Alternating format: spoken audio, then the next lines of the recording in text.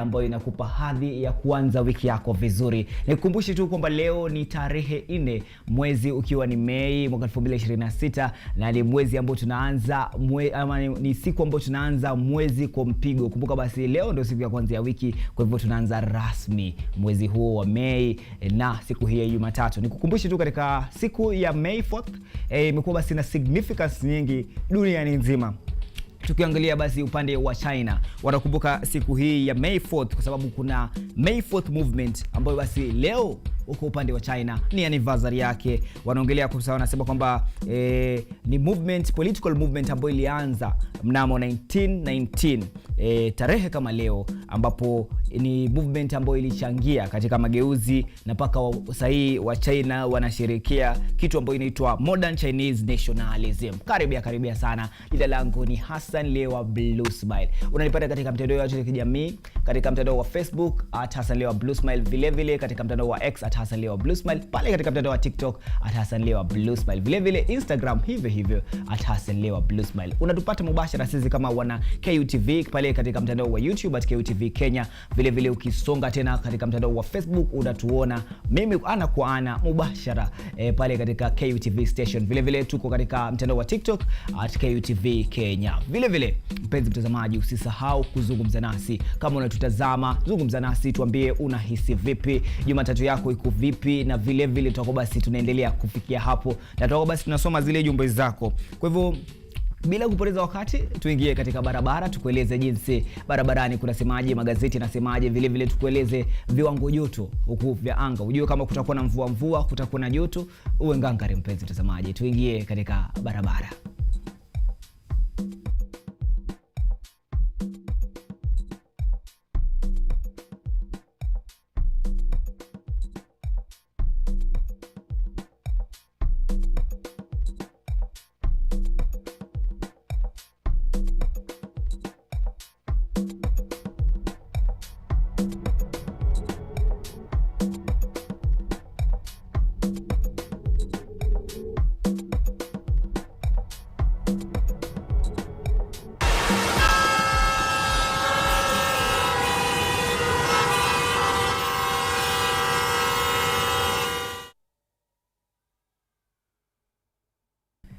Naam, mpenzi mtazamaji, sasa tuingie katika barabara zetu, tuangalie kuhusu jinsi barabara zinasemaje. Kwa hivyo niko katika mji wa Nairobi, na mji huu wa Nairobi ni mji ambao ndio capital city of Kenya. Capital city, mpenzi mtazamaji, inamaanisha kwamba huu ni mji mkuu. Inamaanisha kwamba kila kitu nchini, katika ofisi zote za serikali, hapa lipo nyumbani kwa kila kitu. Yani this is the heart of the country Kenya.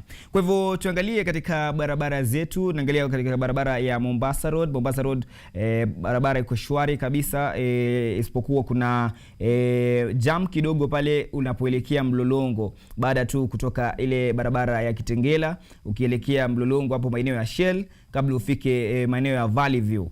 Kuna msongamano wa magari hapo kidogo, lakini vile tuangalie katika barabara zingine. Tuangalie katika barabara kuu ya Thika. Kumbuka basi barabara kuu ya Thika, mpenzi mtazamaji, ndio barabara ambayo KUTV ipo, kwa sababu KUTV iko ndani ya chuo kikuu cha Kenyatta ambacho kiko katikati hapa ndani ya KU, ambayo ndio iko Thika Road. Na ukiangalia katika barabara hii ya Thika Road kunakuwa na msongamano wa magari sana. Ukiangalia kuanzia tu maeneo ya Kahawa Sukari ukielekea Kahawa Sukari, kuna hapo msongamano wa magari. Ukisonga katika barabara hiyo ufike katika maeneo ya Githurai, maeneo ya Garden City. Ukisonga tu hivyo maeneo ya Garden City Mall bado kuna msongamano. Ni msongamano ambao unasonga, ni msongamano umesonga. Na vile ukisonga katika hiyo barabara ya Thika Road uelekea maeneo ya KCA, utapata basi barabara hii iko na msongamano wa magari, lakini msongamano huu wa magari pia ukielekea pale katika maeneo ya Ngara utakuwa basi pia kuna msongamano wa magari.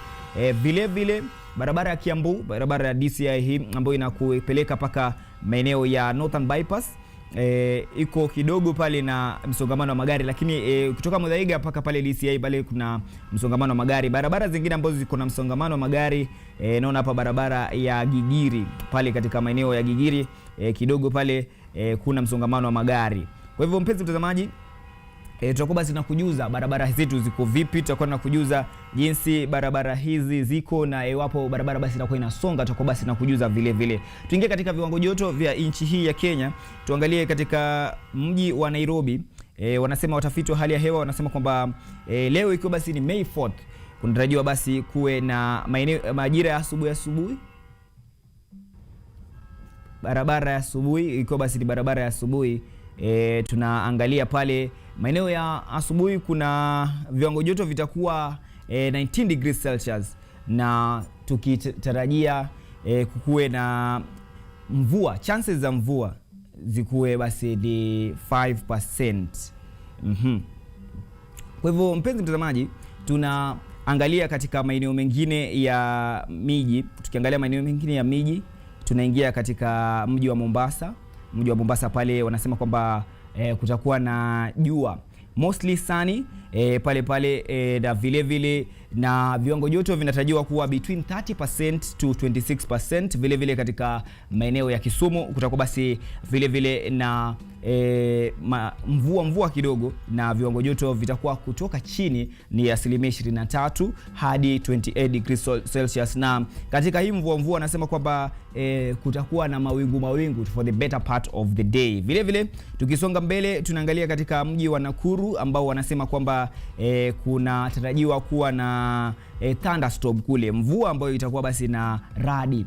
Viwango joto vya kule Nakuru vinatarajiwa kuwa between 17 degrees Celsius hadi 23 degrees Celsius. Maeneo ya Eldoret ambao ni mji wa 5 wa nchi ya Kenya. Kumbuka basi miji sasa imepanda. Kuna mji wa Eldoret ambao uliweza kuwekwa kama mji.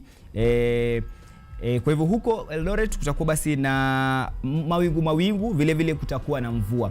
Eldoret ni mji ambao kuna baridi sana. Kwa hivyo viwango joto vitakuwa between 14 degrees Celsius hadi 24 degrees Celsius. Kwa hivyo ukiwa maeneo haya kumbuka basi unafaa ujihadhari. Nitakupeleka maeneo ya pwani kule, maeneo ya Malindi ambapo kutakuwa na joto jingi sana. Wanasema kwamba maeneo ya Malindi na Lamu kutakuwa basi na viwango joto ambavyo viko vinakadiria 31 degrees Celsius hadi 32 degrees Celsius. Kwa hivyo mpenzi mtazamaji, kama uko maeneo yale, hakikisha kwamba unajihami vizuri. Kama tumekuambia kwamba kuna joto, usivae yani mavazi ya mvua ama mavazi ya baridi. Vile maeneo ya Northern Kenya kutakuwa basi na joto kule, wanasema kwamba litafika hadi 33 degrees Celsius. Kwa hivyo mpenzi mtazamaji, hivyo tu ndo viwango joto na hali ya barabara. Hasa nataka mpenzi mtazamaji nikuchukue moja kwa moja hadi magazetini. Unajua magazeti ndo yanatujulia hali ya taifa. Ukitaka kujua kama taifa liko vipi, hakikisha kwamba unaangalia habari, vile hakikisha kwamba uko na magazeti. Kwa hivyo niko katika gazeti la maeneo ya Tanzania. Tanzania kuna gazeti linaloitwa Uhuru. Gazeti hili ni la Uhuru, lakini si ile Uhuru wetu wa rais mstaafu wa Kenya, but wanasema kwamba gazeti hili linaitwa Uhuru, na headline ya gazeti la Uhuru inasema kwamba Tanzania Rwanda zagusa mambo 6. Ndio basi nitakuelezea mambo 6 yale ambayo yako pale hapo baadaye. Alafu pia katika the following headline unaangalia basi wanasema kwamba kidato cha 6 kuanzia mtihani. Wanasema kwamba watahiniwa 1133 655 wanatarajiwa kufanya mtihani ya kidato cha 6 unaanza leo mtihani hadi Mei tarehe 25. Vile huko Tanzania tukiingia katika gazeti la Mwananchi. Gazeti la Mwananchi hili ni la Tanzania, ambapo wanazungumzia kuhusu ni mjadala uteuzi wa Munisi baraza la waziri. Ni mwanadada huyu anaitwa Munisi ambaye alikuwa kiongozi wa upinzani wa kwanza na kuteuliwa kabla ya kuhama chama. Vile tukisonga mbele tunasema kwamba makubaliano ya Rais Samia na Kagame. Vile kuna sintofahamu kwa wasichana wawili kutoweka huko Arusha. Hayo ndo yanayojiri huko katika taifa la Tanzania. Vile tusonge mbele katika upande wa Uganda. upande wa Uganda ni nchi ambayo iko na Rais Yoweri Museveni, rais ambaye hivi karibuni aliweza ama hivi majuzi kunradhi aliweza kuchaguliwa kama rais tena. Kwa hivyo tuangalie watu wa Uganda wanasemaje. Wanasema kwamba as teachers pay rise start July. Huko upande wa Uganda huko mambo ni mashallah. Kwa sababu gani? Walimu wanaongezewa mishahara. Tuongelee katika masuala mengine huko Uganda. Wanasema NRM invites 50 people from every district for swearing in. Alafu vile kuna investment. NSSF agrees with Museveni on investing in roads. Vile wanasema kwamba kuna Nakesere to become an industrial hub. Kumbuka basi magazeti ya Uganda hivi ndio yalivyo. Wana focus sana na maneno ya serikali. Ukiangalia pale wanasema kwamba URA suspends 6 senior officials. Kwa hivyo ni maneno ya Uganda haya, na ni mambo ya elimu yako kipaumbele pale, na vile kuna swearing in ya Daktari Museveni ambapo basi itakuwa basi inaingia. Vile tuangalie katika magazeti lengine ya Uganda ambao ni Daily Monitor. Katika gazeti la Daily Monitor wanaangalia historia ya mzee mzima Museveni. Wanasema kwamba Museveni at 40 from preaching Marxism to practicing capitalism. Kina akilioje. Lakini hiyo ni safari ya Museveni. Amekaa madarakani kwa zaidi ya miaka 40. Kwa miaka 40 nikiwa nimepata sahihi pale. Katika gazeti la Daily Monitor wanasema kwamba the trouble of UEDCL. Wanasema kwamba two top Uganda's electricity distribution company bosses this weekend shown the exit amid of cocktail of high voltage technical operation and political issues that the energy utility has been battling for several years. Kwa hivyo kule Uganda ni kama jamaa wawili ambao walikuwa ni wakurugenzi wakuu katika ile kampuni ya kusambaza umeme kule inaitwa Uganda Electric Distribution Company. Wanasema kwamba walionyeshwa kalamu wakaambiwa endeni nyumbani, imetosha. Wanasema kwamba ndo matokeo ya kule Uganda. Vile ukiangalia katika gazeti hili la Daily Monitor utaangalia pale kuna ni kama maandamano hivi watu wamevaa shati ya white. Wanasema kwamba concerns over AI misuse as World Press Freedom Day is marked. Ilikuwa ni siku ya wanahabari hiyo. Turejelee hapa nchini Kenya ambapo tutakuwa basi na kueleza Kenya inasemaje. Unajua utaangalia tofauti ya magazeti ya Kenya na magazeti ya Uganda. Utaangalia basi magazeti ya Kenya kidogo wanasema maneno mengine tutakuwa basi tunayaangazia. Tuangalie katika gazeti la The Standard. Gazeti la The Standard ni gazeti ambalo limekuwa kipaumbele katika kuzungumzia masuala ya hapa nchi. Kwa hivyo wanasema gazeti la The Standard wameka picha ya rais mstaafu Uhuru Kenyatta. Wanasema kwamba Ruto's bogeyman.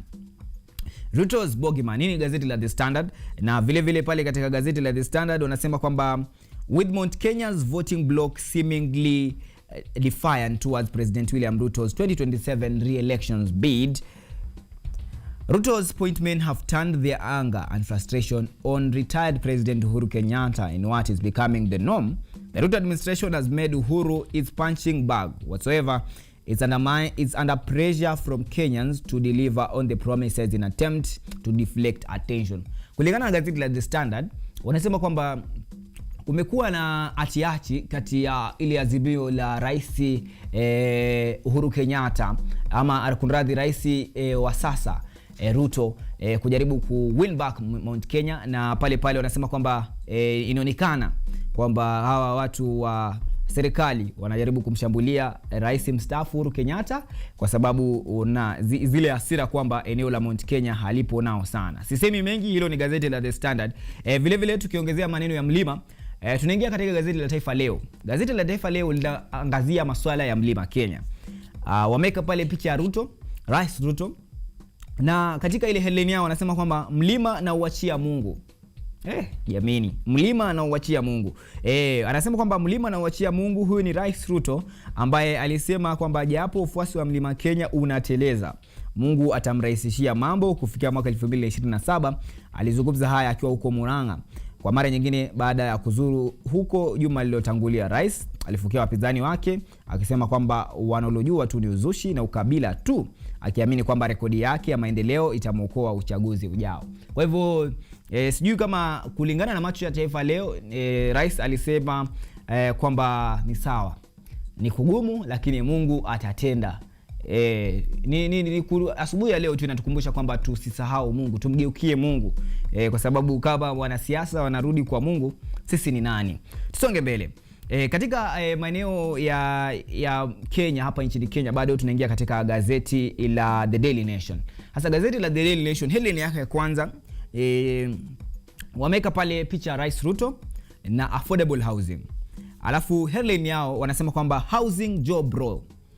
Kulingana na gazeti la The Daily Nation, wanasema kwamba kuna kizaza, a controversy has erupted over the number of jobs created under the Kenya Kwanza administration affordable housing program. Analysis of the new official data from Kenya National Bureau of Statistics suggests that President William Ruto and his officers may have overplayed the figures by a bigger margin. Kulingana na nikusomea tu haraka, wanasema kwamba serikali inasema kwamba ime create more than 250,000 jobs. Watu wanasema kwamba ni the program has created over 640,000 kunradhi. Lakini according to the statistics ambazo zilitolewa pale na the Dr. George Obudo ambaye ni Director General KNBS, anasema kwamba kulingana na utafiti ambao ulifanywa ni kazi 77,000 pekee ambazo ziweza kutengenezwa na mradi huu wa affordable housing. Vile vile wameka sura pale ya Irungu Kang'ata amesema kwamba yeye hatagombea tena na chama cha UDA ifikapo mwaka 2027. Ni taarifa ambayo tutakuwa basi tunaiangazia hapo tena, na tutakuwa basi tunazungumzia na baadhi ya wanasiasa, viongozi wa wanafunzi ambao watakuwa wanatueleza kuhusu siasa hii pana ya Irungu Kang'ata. Vile vile wanasema kwamba Ruto admits Mount Kenya headache in 2027 polls. Sawa, basi hilo ni gazeti la The Daily Nation. Tuingie katika gazeti la People's Daily. People Daily inasema kwamba how Apex Court saved JSS school term. How Apex Court saved JSS school term. Inasema kwamba order setting aside decision to nullify employment of intern teachers days before studies resume means that over 40,000 tweeters will be in class. Hii ni kulingana na gazeti la The People's Daily. Tutakuwa basi tunazungumzia masuala haya JSS. Kumbuka kwamba walimu wamesema kwamba hapo awali walikuwa wamesema kwamba hawarudi, wataenda kugoma kwa sababu wanataka kuingizwa katika ile ya permanent and pensionable. Lakini serikali anasema kwamba lazima muende internship for 2 years. Kwa hivyo ni maneno tu ya walimu hayo, tutakuwa basi tunazungumzia hapo baadaye. Vile vile tumalizie na gazeti la The Business Daily. Tuingie katika biashara. Masuala haya ya Business Daily anasema kwamba Ruto bets on housing roads in Kenya shillings 4.8 trillion election budget. Wakizungumzia election budget wanasema kwamba ni ile budget ambayo itakufanyika mwaka 2027, si ile election budget ile ya kupiga kura. Wanasema katika ile the last budget ya his first term, Ruto ameeka pesa nyingi katika ujenzi wa barabara, ujenzi wa stadium, ujenzi wa masoko. Kwa hivyo wanasema kwamba hii ni karata ya Rais William Ruto kujaribu kuwafurahisha wapiga kura ili apate muhula wake wa pili. Tutakuwa tunazungumzia hapo baadaye katika pale katika ile ambayo unaita newspaper review. Kwa hivyo mpenzi mtazamaji, ni hayo tu kutoka magazeti yetu. Tunataka basi tuingie katika habari. Kwa sasa tumetoka barabarani.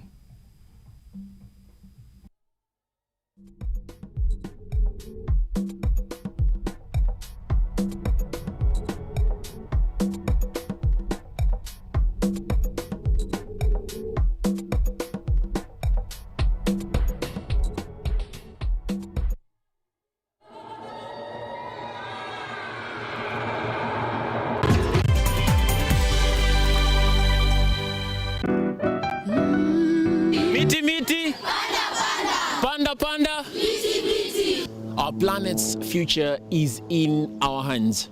However, there is a threat to the brightness of this tomorrow. On EarthCheck, we share the challenges, the solutions, and the hope. I would call this a very momentous day, a very critical day. Every episode, every story, every step we take creates a ripple. Join me, the environmentalist Emmanuel Kutosi, on KUTV every Wednesday at 8 p.m. and be part of Action. Welcome.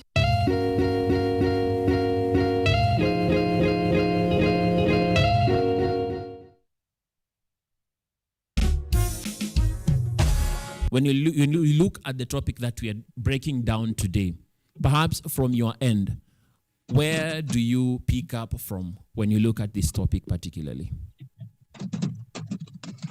Great. Thank you so much for this question.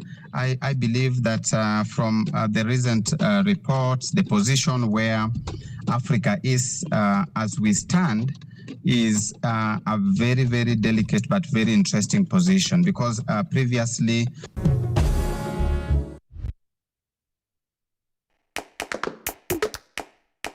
badala ya kutafuta kazi, tunaweza kuanzisha miradi yetu ambayo ingetusaidia kubadilisha maisha ya wazazi wetu. Kwa vijana wenzangu, wengi hawana kazi, lakini ikiwa sisi wenyewe tutajiamini, tunaweza kujiajiri wenyewe. Afrika kwa kweli tuna mahitaji ambayo ukiyasuluhisha unaweza kuathiri watu kwenye bara hili. Bila woga, watu huwa na uzalishaji zaidi, wanajawa na ujasiri, wanakuwa wabunifu na wanakuwa wenye maarifa. Niliamua kuacha kazi. Hata kama sitafanikiwa, nitakuwa nimejaribu, nitakuwa najua haiwezekani. Hakuna kitu cha ajabu hapa. Kila anayepata ufanisi hufanya kazi usiku na mchana. Ni kitu kitakusukuma na kuwezesha kupata maarifa ambayo hukuwa nayo. Tunajaribu kutengeneza kitu kitakachopita mipaka ya nchi hii. Ikiwa unataka kubadilisha ulimwengu, anza na nyumbani.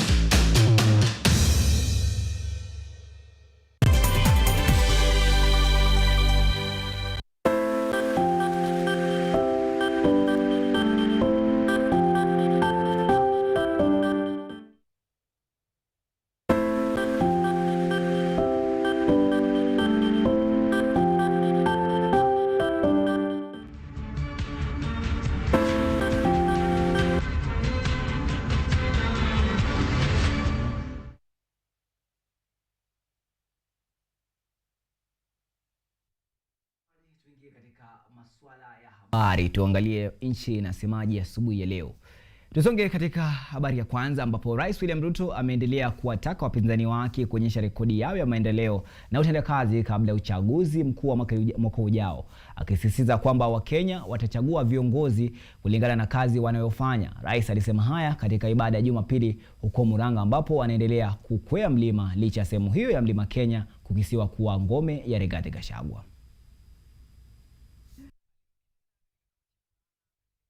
Pili katika kanisa la AIC huko Kandara. Wakristo wa hapa Kedhumo na wanafunzi hamjambo. Rais Ruto akitumia madhabahu haya mlimani kuwapa vidongi wapinzani wake, akionyesha kutoshtuliwa na vuguvugu la one term, na badala yake kuambia wapinzani wake waonyeshe rekodi yao ya utendaji kazi.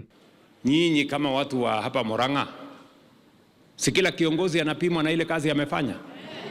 Kuna mtu anapimiwa matusi? Kuna mtu anapimiwa mambo ya ukabila? Kuna mtu anapimiwa mambo ya chuki? Kila mtu apimiwe na ile kazi amefanya. Kama umejenga kanisa, kama umejenga barabara, umeunganisha stima, umepanga mambo ya kilimo, umesomesha watoto wetu, umepanga mambo ya afya, hapo kila mtu ndio atafanya nini? Atapimiwa na kazi yake. Na ndio hata wale wanashindana na sisi, mimi nimewaambia hakuna haja ya ugomvi, hakuna haja ya matusi, hakuna haja ya chuki, hakuna haja ya ukabila. Nyinyi leteni scorecard yenu. Ruto akisema kwamba amejikita katika kutekeleza ahadi zake kwa Wakenya na wala hababaishwi na yanayosemwa mitandaoni.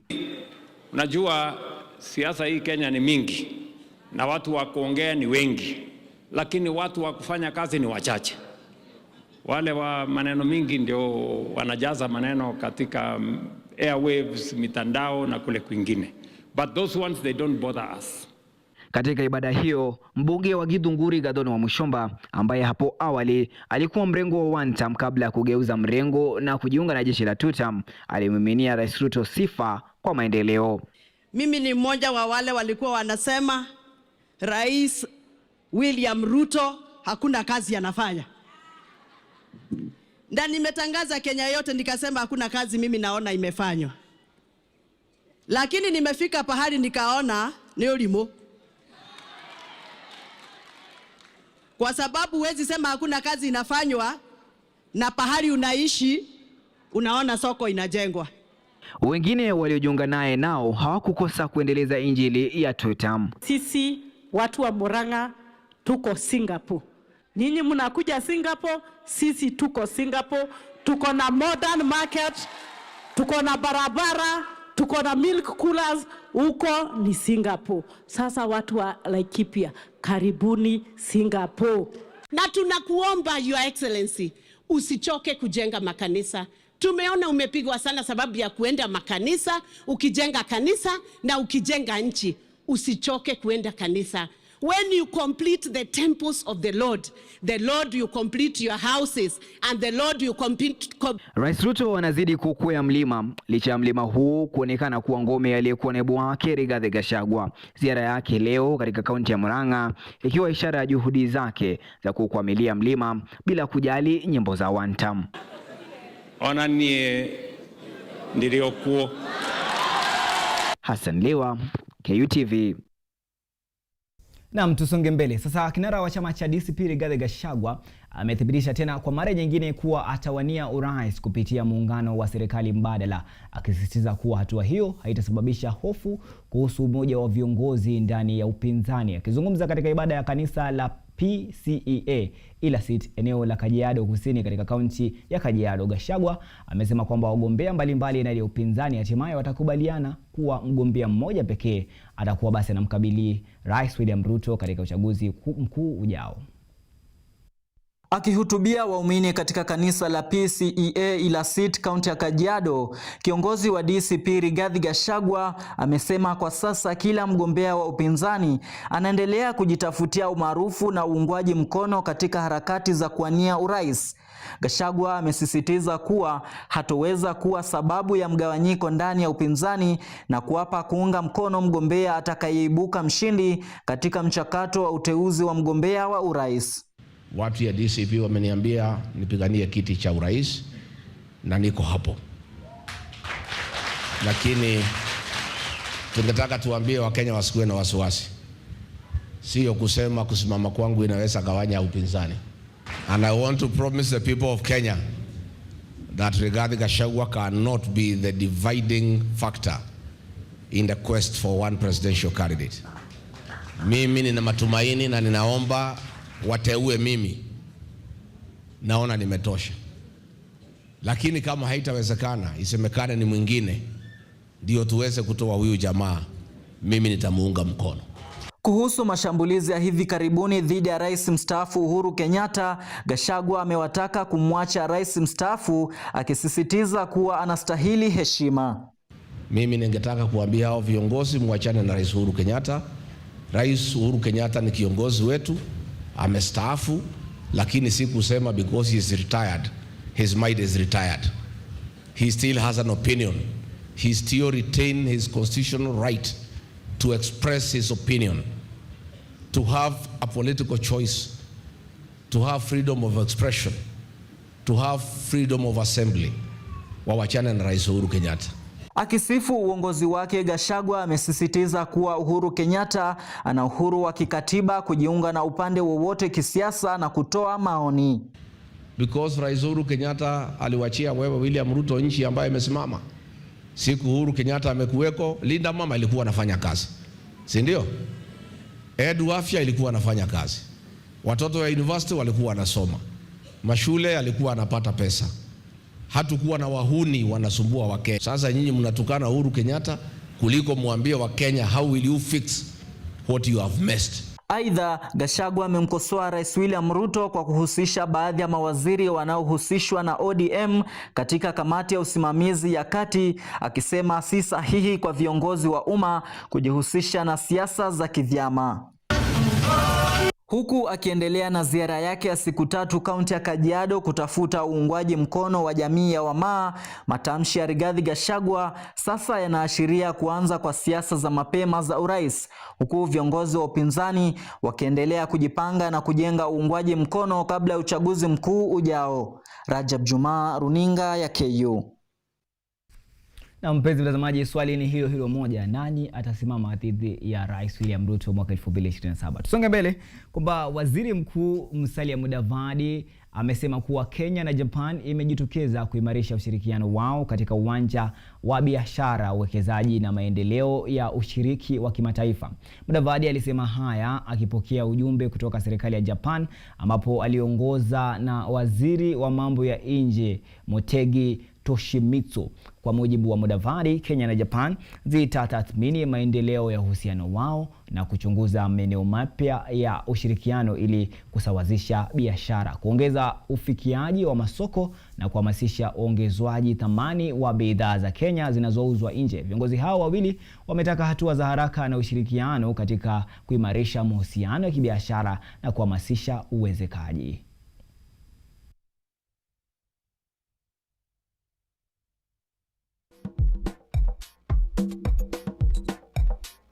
Cordial relations founded on genuine mutual respect and long-standing friendship spanning more than 6 decades. We have maintained regular high-level exchanges on bilateral and multilateral matters of mutual interest. Your official visit to Kenya reaffirms our shared commitment to further strengthening these ties through sustained engagement and cooperation. I also take this opportunity to congratulate Japan on the historic election of the first female Prime Minister, Her Excellency Sanae Takaichi. This is my 4th visit to Kenya, and each time I visit, I am captivated by its beautiful nature and vibrant urban landscapes. I am aware that on the occasion of TCAD 9 in Yokohama last year, Prime Cabinet Secretary Mudavadi accompanied President Ruto to Japan, and I am delighted that exchanges between Japan and Kenya have been continuing. And I would also like to take this opportunity to express our appreciation for the congratulatory message that you sent us on when the Takaichi administration scored a big victory in the general election. Naam, sasa tuzungumzie masuala mengine. Anasema kwamba akizungumzia katika kampeni ya afya ya ujauzito katika hospitali ya Mombasa, daktari wa masuala ya uzazi na magonjwa ya wanawake Mwite Tanwira Chiragiden amesema kuwa ziara ya mara kwa mara za huduma kabla ya ufunguaji ama kujifungua ni muhimu katika kulinda afya ya mama na mtoto, kwani husaidia wataalamu wa afya kugundua hatari za mapema na kufuatilia maendeleo ya mtoto tumboni kupitia upimaji wa mapigo ya moyo ya mtoto na uchunguzi wa ultrasound. Daktari Chiragoidin amewashauri kina mama kuanza kunyonyesha ndani ya dakika 30 baada tu ya kujifungua, akisema kuwa kunyonyesha mapema husaidia kudhibiti joto la mwili la mtoto mchanga, kupunguza hatari za vifo vya watoto kunradhi, na kuhakikisha kwamba watoto wanapata maziwa ya mwanzo. This is the Midwives Week, and we are celebrating the Midwives Week by having a health education and a celebration to our pregnant mothers. And we try to promote health in the mothers by giving them a health talk, advising them on nutrition, the supplements to take, and the importance of coming for regular checkups. So during the checkups, we also try to prevent diseases from setting in, like anemia, by giving them iron supplements. We take their blood pressure measurement, and we look out for any complication that might arise, and we try to avert it. We also promote health by giving them health education, how to take care of themselves, their nutritional status, and in the postnatal period, the danger signs in the baby, and also vaccinations for the baby. And we also promote breastfeeding in the mothers. We room in the baby with the mother very early, within half an hour of birth. So we promote also we are a baby-friendly facility, so we promote breastfeeding very early, as soon as the baby is born. So we advise the mothers to have regular checkups as early as possible. Tuelekee maeneo ya Tana River ambapo viwango vya maji katika mto Tana vimeongezeka kutokana na mvua kubwa inaendelea kunyesha katika eneo hilo la Mlima Kenya, katika eneo la Mlima Kenya na sehemu zingine za Ukambani, hali inayowalazimu wakazi wa maeneo ya chini ya kaunti ya Tana River kuhamia maeneo ya juu. Mratibu wa mpango wa shirika la Msalaba Mwekundu nchini Kenya kanda ya Pwani, Mohamed Rajab, amesema kuwa shirika hilo limepokea tahadhari kutoka kwa idara ya hali ya hewa kuhusu uwezekano wa mafuriko na mvua kubwa katika maeneo mengi nchini. Maafisa wa afya pia wameeleza wasiwasi kuhusu kuongezeka kwa hatari ya magonjwa yanayosambaa kupitia maji kama vile kuharisha, huku tayari visa kadhaa vikiwa vimeripotiwa. Rajab ameonyesha kuwa ikiwa hatua za haraka hazitachukuliwa, hali hiyo inaweza kuzidi kunradhi na kuwa mbaya zaidi. Tumepata alert kutoka kwa watu wa utabiri ya hali ya hewa kuwa kutakuwa na mafuriko, kutakuwa na mvua kali katika sehemu kadhaa nchini Kenya, ikiwemo Coast. Niko katika sehemu ya Tana River County ambao tayari maji yameanza kufika katika sehemu tofauti tofauti na watu kupata majanga ya mafuriko, hasa katika sehemu za Nanigi, sehemu za Gofisha huko Wayu na sehemu zingine. Sehemu za Nanigi tayari kunayo vijiji ambavyo vimezungukwa na maji na watu wako hapo ndani, kwa hivyo wanahitaji msaada wa kidharura ili kuweza kutolewa katika sehemu ambazo zimezungukwa na maji kupelekwa katika sehemu za juu. Katika sehemu za Gofisha tayari walioathirika wote wamepelekwa katika sehemu za juu, na saizi wanahitaji msaada wa kidharura kama mahema, vyakula. Kuna hatari katika sehemu ya Tana River, hatari ya mkurupuko wa magonjwa wa kuharisha ama kipindupindu. Hiyo tayari imethibitishwa katika zahanati za Nanigi, ambapo watoto zaidi ya 10, takriban 12 hadi 15 wameripotiwa wako na ugonjwa wa kuharisha, na hii kuna uwezekano ikaongezeka.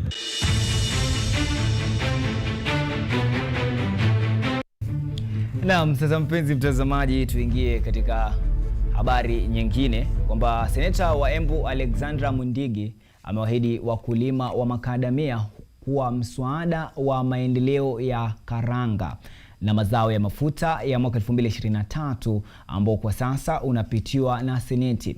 Kulingana na Mundigi, mswada huu utakomesha bei duni za soko na utapeli wa bei unaofanywa na madalali kinyume na bei za sasa za shambani. Kwa mujibu wa Mundigi, mswada huo unalenga kukomesha miaka ya utapeli wa wakulima na madalali pamoja na kudhibiti mabadiliko ya bei kwa kuweka kiwango cha chini cha mapato kinachohakikisha makandamia pia ifanywe variation kama vile sukari ilifanywa, kama manjani vile imefanywa na kahawa, kwa sababu makandamia ni ngorondi ya katika masamba yetu. Nataka kuambia watu tuende polepole, kwa sababu kuna watu wengine wanasema makandamia itoki pesa nyingi, yatoa pesa kidogo. Nataka nikumbushe, wakati tulichaguliwa makandamia ilikuwa imetoka ile pesa ya juu ikarundi chini kwa shilingi 30, lakini sasa tumepambana mpaka ikafika shilingi 100. Lakini tunataka tutengeneze bill ambayo ya variation kama kilimo ile ingine. Kwa hivyo nataka niambie watu wa makandamia wasio na wasiwasi, tuendelee kupanda. Wakipanda kahawa manjani, itakuwa tukifanya variation itaweza kuleta bei ile inafaa. Makandamia tunajua imesumbua wakulima sana, na tunajua watu wengine wanaingia kwa masamba ya watu, wanaimba makandamia, wanaenda kuuza kama inja koma, vitu kama hizo inaleta shinda, na tunauza security iweze kuangalia mambo kama hiyo. Tusonge mbele katika habari zetu ambapo kilimo kimeendelea kuwa uti na mgongo wa uchumi wa Kenya, lakini ndani ya ardhi hii kuna hazina ambayo wengi bado hawajagundua kikamilifu. Mimea ya viungo vya maarufu kama vile herbs si tu ongezo la ladha mezani, bali ni kuwa imegeuka kuwa zao la kimkakati linalochangia katika sayansi, biashara na ubunifu. Mwanahabari wetu wa masuala ya kilimo Akila Kasim anatuongezea ladha kwenye taarifa ya mizizi, ambapo kuna mambo ya kuangazia makala maalum ya upanzi wa viungo ama ukipenda spices.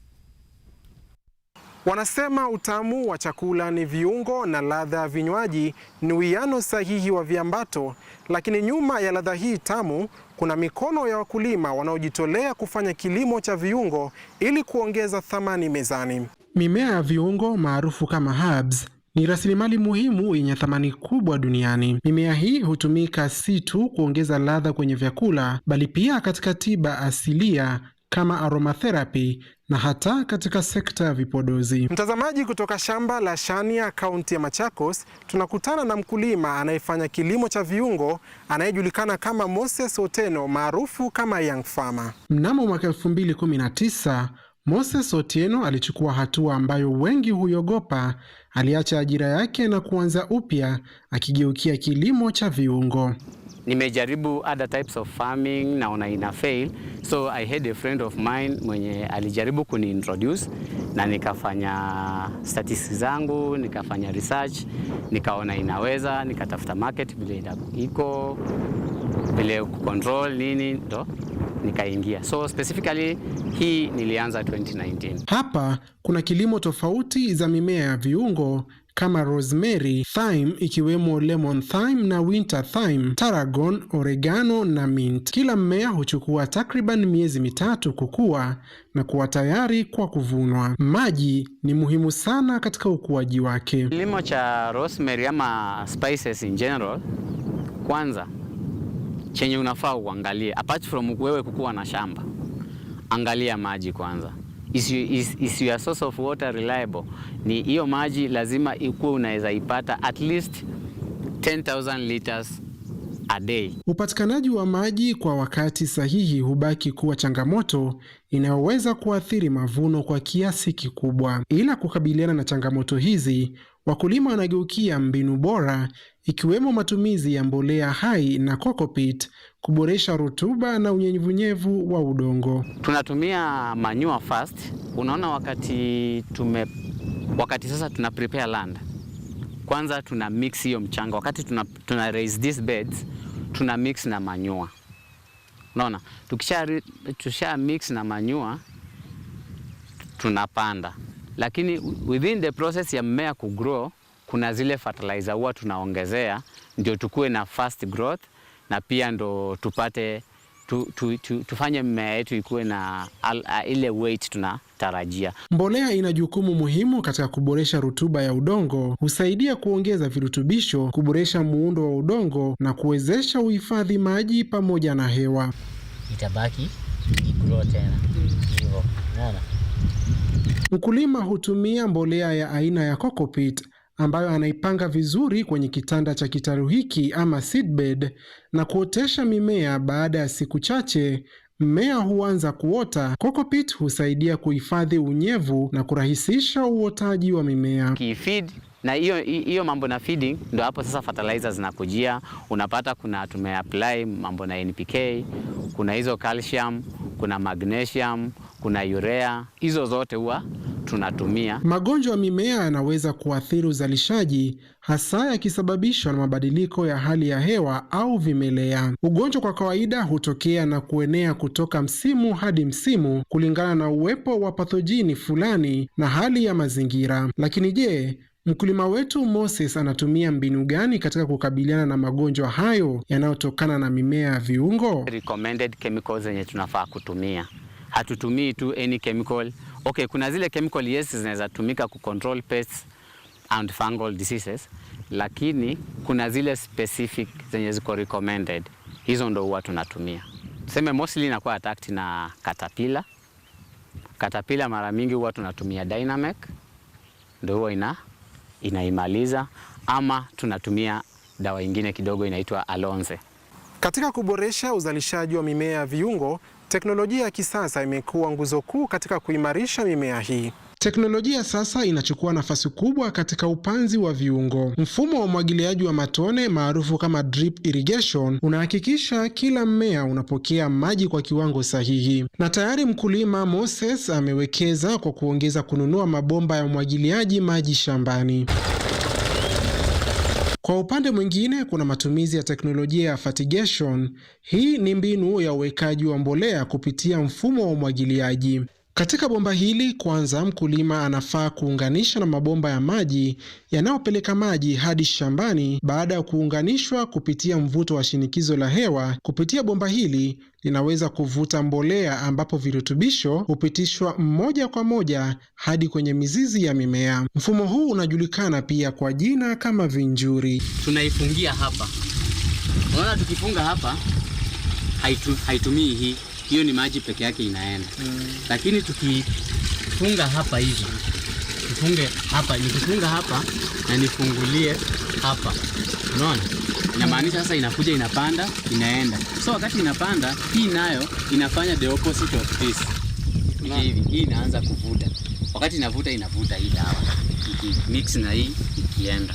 Mmea wa kiungo cha tarragon haitaki maji mengi katika ukuzaji wake, na pia ni mmea ambao unashikwa na magonjwa kwa haraka. Ila kando ya hayo, punde tu baada ya miezi miwili, mmea huu uko tayari kuvunwa. Tarragon ni moja ya mimea ya viungo inayotumika kwenye kuloweka chakula kwenye viungo na mchanganyiko wa ladha kabla ya kupikwa, maarufu kama marination, hasa nyama, kuku, samaki na hata baadhi ya michuzi. Rosemary hutumika sana katika vyakula na hata vinywaji kama chai, huku mint ikiwa maarufu kwa ladha yake ya kuburudisha. Kumbuka pia mint inaweza kuvunwa kila baada ya wiki 2 kwa muda wa hadi miaka 2 kabla ya kupandwa upya. Rosemary inatumika kwa njia zenye mimi najua sana. Wengi wanaitumia kwa chakula kama chai, inakuletea kale ka flavor fulani kama tu vile mint inafanya. Lakini pia rosemary inatumika sana ku press mafuta. Hiyo oil inatumika sana kwa nywele. Baada ya mavuno, bidhaa hupakiwa kwa viwango vya kimataifa tayari kuingia masoko ya ndani na nje ya nchi. Mazao hupangwa kwa vifurushi vya gramu 100 na kuwekwa katika maboksi maalum. Karatasi maalum ya newsprint hutumika kufyonza unyevu na kuboresha muonekano wa bidhaa sokoni. Kupitia mbinu za kilimo hai, matumizi ya teknolojia ya kisasa na uelewa wa soko unaendelea kukua, ni dhahiri kuwa wakulima wana nafasi kubwa ya kufanikiwa kutokana na upanzi wa mimea ya viungo. Akida Kasim, runinga ya KU.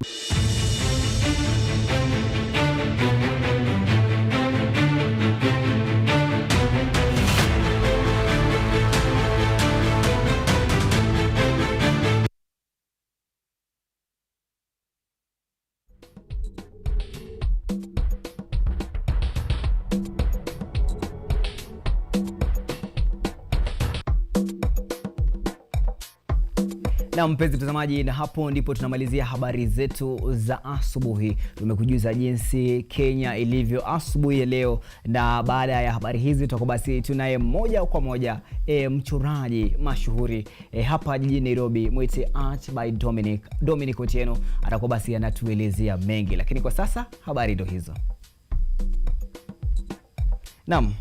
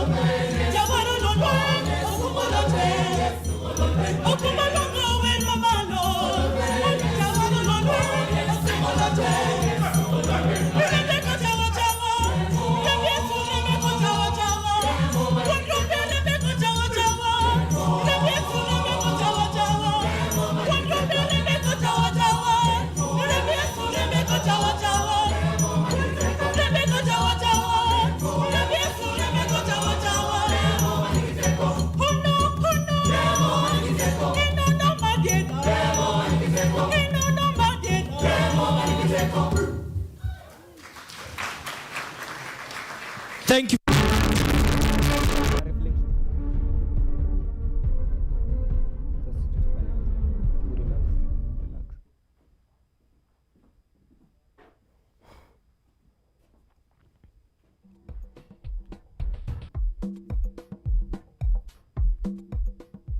Na mpenzi mtazamaji, karibu sebuleni. Kumbuka basi ndani ya KU Art and Culture Monday, ndani ya sebule tunazungumza na talanta, wasanii wenye vipaji, wenye tajriba kwa kile ambao wanakifanya. Lakini kabla tujiingia sebuleni, niruhusu niwatambue baadhi ya watu ambao wanatufuatilia mubashara katika mtandao wa YouTube pale. Namwona anaitwa Alex Tumbe, anasema kwamba Art and Culture Monday iko on. Asante sana. Vile vile ukiangalia maeneo ya Julius Kadhiki pale, anasema kwamba thanks for magazeti updates. Asante sana. Vile vile tuko na Amoko B Bryson, anasema kwamba Ruto achia Mungu mlima, anacheka pale. Anasema basi alikuwa anafuatilia magazeti yetu pale. Vile vile ukiangalia katika wengine pale, anasema kwamba enjoying the show from Thika on top. Asante sana. Sasa mpenzi mtazamaji, kama kawaida unatufuatilia pale mtandao wa YouTube, mtatufuatilia katika mtandao wa Facebook, basi kama kawaida tuandikie pale, useme unaangalia show hii ukiwa wapi. Vile vile tuzungumza nasi, tutakuwa basi tunasoma arafa yako pale. Sasa tupo sebuleni, tuko na Art by Dominic Otieno, ambaye basi ako na tajriba kama nilivyosema. Niruhusu basi niweze kumintroduce, tuongee naye, atueleze jinsi sana yake ilivyo paka sasa. Dominic, karibu sana. Thank you so much, Hassan, for having me. Naweza sema shukran sana to the KUTV and the whole crew for having us here. Naweza jintroduce, I'm Otieno Dominic. I'm a visual artist, and I am it comes with so much pleasure that nimekuwa na interview from the institution that I studied, and as a classmate too. So thank you so much. It's very interesting that, you know, Kenyatta University is giving young people artist kwanza. In fact, wanasema if you want to excel in art, come to Kenyatta University. Experience yako na Kenyatta University, by the way, imekuwa one of the best. Utakuwa ukituambia, but hebu tuanze na journey yako ya visual artist, ilianzia wapi? Kwanza hata before niingie to my journey, nataka kuchukua hii moment kusema the art, Kenyan art community lose a great soul. Kwa jina anaitwa Patrick Mukabi. Patrick Mukabi has been in the industry for the longest, and pia I didn't meet him in person, but these are the kind of people that I wish to meet before, because wamementa watu wote wenye tumekuwa tukiinteract now. So it is so sad that recently he went to heaven. And to the art community, to the family and friends, receive my condolences. Yeah. Nice. So rest in peace. Yeah. As a journey, art journey, nilianza nikiwa mdogo. Mdogo ke. Unajua kuna wengine wanatuambia wameanza class 6, wengine wanasema walianza tu wamezaliwa tu hivyo wakafeel kuna hiyo urge. Wewe ulianzia at what stage? Naweza sema art nimefanya as long as I can remember. The first time nilifunzwa kushika pencil or kushika anything that could write, anything that could even a stick. Kwa sana nilikuwa nachora kitu. So even learning to write the alphabetical letters, to write the digits, that was drawing for me. So nimeanza as long as I can remember, and pia nimekuwa nikiinacha nikiwa mtoto, and it was just like something to pass time. Whenever people are playing outside, I could find joy in drawing. So nikisema my art journey, naweza sema it took off seriously back in the corona outbreak 2020. Back then I was ndo tulikuwa tumefanya the first semester, then tunaingia the second semester ya 2020 January, then the corona came. So with all that much time ya lockdown, I sat with myself down, and I remember my parent gave me some 200 shillings for airtime and data, but I took it to buy a sketchpad and 2 pencils, a rubber and a sharpener, and that's where I picked it up. Yeah. Unajua ukiongea kuhusu corona, unajua people have very, you know, sad stories about corona, because unasikia hapo, unasikia hiyo ndio time yenye vitu zilienda mrama na mpaka wakaenda chini, but for you unasema you got a moment ile time yenye kuna hiyo space, hiyo free time mingi sana, you got a moment yenye ili change your life. But before that change your life, kuna kitu iliku inspire, like what inspired you to get into serious art sasa, apart from ile ulizaliwa nayo? All I can say ni ilikuwa a moment of clarity. A moment of clarity ilikuja ile design ya we were really all facing a hard time for all of us. So when I say nilianza art seriously back in the corona outbreak, it's a blessing in disguise, because we lost so much. So many people died. So many people, we are still going through the losses of those time. So naweza sema what came about that, because nilikuwa nafanya I studied sociology and literature with English too. So with those combinations, it's really about ilikuwa na introduced to the world of expressing myself, because art is a mirror, and me doing literature, I used to see the works of Chinua Achebe and the likes. So with sociology too, we studied the society. Sociology is the study of society groups with their habitat and how they interact as a group. So with me, art ilikuja as something to nurture that. It's like to amplify what I know, to amplify what I'm studying. So nikakuja kuamua art is my career, and I'm going to take it full time. So from your time mpaka sasa, you've come up with very creative art pieces. For sure. Yeah. Now tukiingia kwa creative process yako sasa, hebu tuambie tu, for the benefit of viewers wetu, tuambie tu what is the creative process?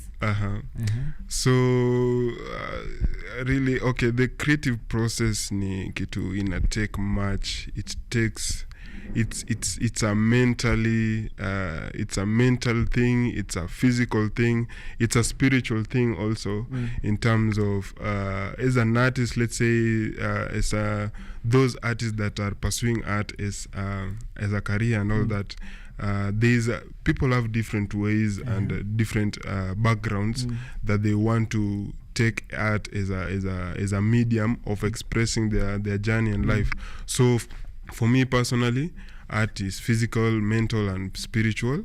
I indulge in so many ways in terms of coming up with a project, because as a person, I'm not just in the society, I'm not just part of the society, I'm at the center watching everything around. So with me, everything that is from where I'm from, it can be art, and I can take it as a project. So I've done a couple of projects, mental health, I've done the wildlife, because there's a lot that needs to be spoken about out there. So for me, art is a journey. It's really a broad thing, and my mind is something that, like, I dwell a lot in my mind. So with things that come at a certain time, I like to address them and wait for my next mountain to climb. Yeah. Okay, sasa tunajua hapo umesema your next mountain to climb. Nataka utueleze. Unajua sometimes kuna venye you have a project iko so for easy art, most of your art unakugume plan kwamba utachora, ama you just have your moment, and then all of a sudden unacheki unasema niko na inspiration fulani, acha nichore. Do you plan, or you just out of the moment? Yeah, good question. I can say earlier in the days it was more about just me practicing, because it's a relationship I was building. Yeah, I didn't know how to draw like this well from before. So it was a relationship I was building, and to build this relationship, you just have to learn your ways, you learn the elements, you learn the tools you're using, you learn yourself as a person, what are your strengths, what are your weaknesses, or what are you capable of doing, and what are the limitations you're putting on yourself. So back when I was beginning, nilikuwa nachora portraits of my friends, because those are the first people that walikuwa naona my pieces whenever I post on WhatsApp, and they're like interested, I'd like me a portrait. So hiyo ndo time ningechukua a piece maybe for a friend, nafanya, then I post it up, na imekuwa progressive. But as now, naweza sema nimefika to a point where I know what I'm doing, I know what this means, and it's bigger than me. So I do projects that maybe sometimes I draft them, I take my shots, and I know whenever I'm set to do these projects, it's specifically for this time. And I do expressive artwork. Some are timeless. You can go check out my works, but nakunga na ile vision ya do something that is so authentic, so uniquely to you, that whenever the world looks at those, it's a piece of your soul, you know. So with me, projects sahi nimekuwa nikiweka, I have so many projects even from back 2024, bado sijawakilisha, but I believe in the right timing and I'll do them. Yeah. So far tuko wanze, like I don't know if you've lost count, but umechora artwork kama ngapi so far? Those are many. Those are many. Even when it comes to there's a style I use. It's called hyperrealism hyperrealism style, where I draw a picture the way it is. Even like if you compare to an image, you won't know the difference. You'd mistake it for an image. When you know masana. Yeah, thanks. So tunataka kuongea kuhusu themes, in this current world. Okay. Themes shape the society. Yeah. Art shapes the society through speaking through the themes zenye ziko. Yeah. Tuliona wakati wa finance bill, artists walikuwa wametokea pale, manzee wanachora murals. Hata wakati wa the late mazishi ya the late prime minister Raila Odinga tulikuwa na murals. Kwanza one of those things ilichukua sana ni ile art fulani ya Baba na Sunset. For sure. So, people are saying it was AI nini na nini, but as a point ni art play a bigger role in such a big moment. So for you, what umetuambia unaongea kuhusu mambo ya mental health, other hebu tuambie your creative process hapo as you talk about the themes that you address to this society. Okay, first of all, yeah, that's true. Utakutana na art mingi huku nje. Some make a statement, some don't, but art is what art is. You don't validate art by what it receives after creation. Art is what it's like expressing yourself, just like we're talking right here. Doesn't mean that Obama, whenever he sees this interview, that it's a success. It's a success just because we did it, So Jadong Think Tank did that portrait yarao. Shout out to Jadong Think Tank. And yeah, as for me, there's a lot of things to address in the world right now. Just like before, every day we are going to have new challenges, we're going to face new things. And for me, when I addressed mental health, I had a couple of pieces to address that. It was so personal because I lost a roommate when I joined campus. I had a roommate. His name was Michael Kibet. So after months of suffering depression, he took his life, and that was so sad for me. Just 1 year after graduating, first class honors in telecommunication, it really brought me down. So I just had to find my way through that, and due that we shared time with him, I really knew how this person was really pushing themselves to make a better future for themselves. So it was so sad to end a life that short.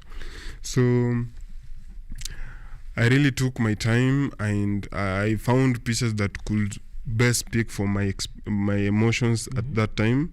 And thankfully with that, it also helped me grieve, and I gained friends here at that time, because there are also some clubs out there speaking about mental health. Maybe people haven't met them, but there are, like example, Amazing Minds, the peer counselors back in KU.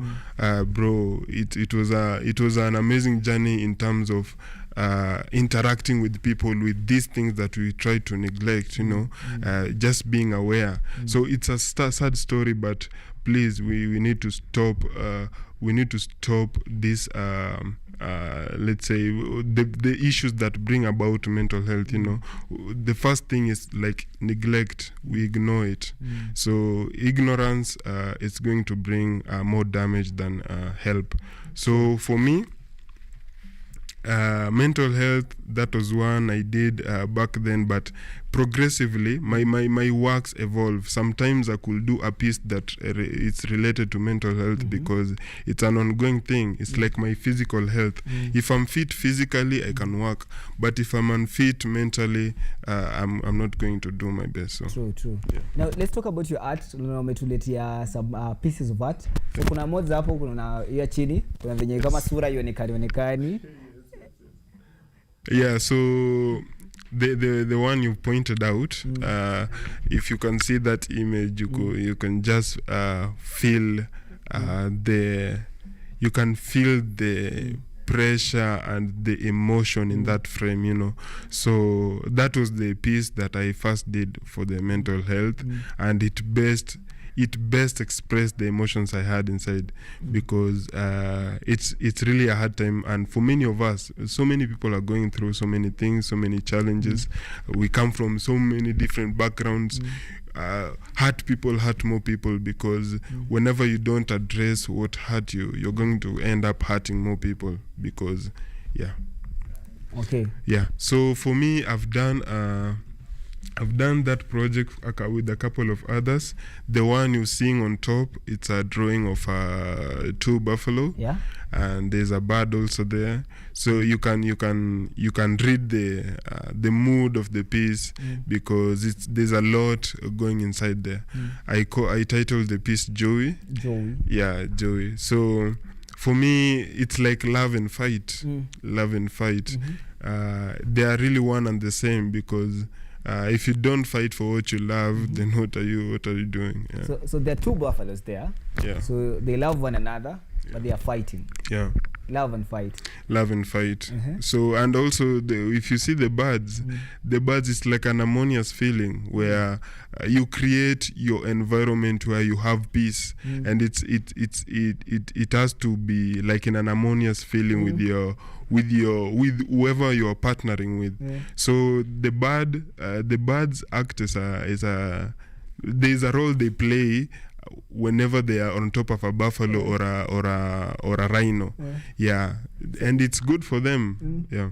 For real, so it's a very the environment. It's a let's say it's a battleground. Yeah. People are fighting, but you see the bird is just peacefully minding its own business on top of the fighting buffaloes, helping it to eat the flies that are disturbing it. So yeah. This is actually the beauty of art. So we were talking about the photo that you've told us, the photo, it's talking about mental health, the one down there. Yeah. So that was mental health. It was really expressive because I was going through so much. And I won't lie to you, it was those were my darkest moments, because as a student, and the stereotypes that go around, that you may work hard, but later in life it's really about who you know and who can do this for you. So with me, I like to think of a world a different way. When you see rocks, I see flowers and all that. So I looked at myself and I say, if a person close to me had to go through this, then maybe I'm to be the person that to stop to prevent others from doing this. So I really took upon me to do those projects, and I'm still going to talk about mental health for the longest, but as an artist also I have to evolve, because we don't just need to speak about the challenges, we always have to speak even the solutions and all that. Okay, thank you very much for that. It's very deep, so deep.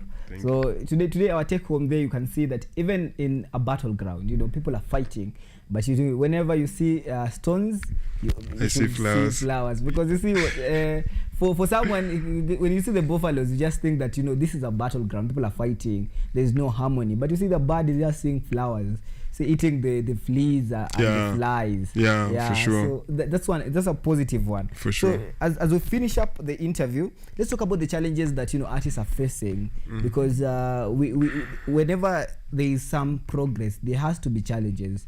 So you go through a lot of challenges, and most of the time people usually see the flowers and they don't see the stones. So what are some of the challenges that you guys are facing?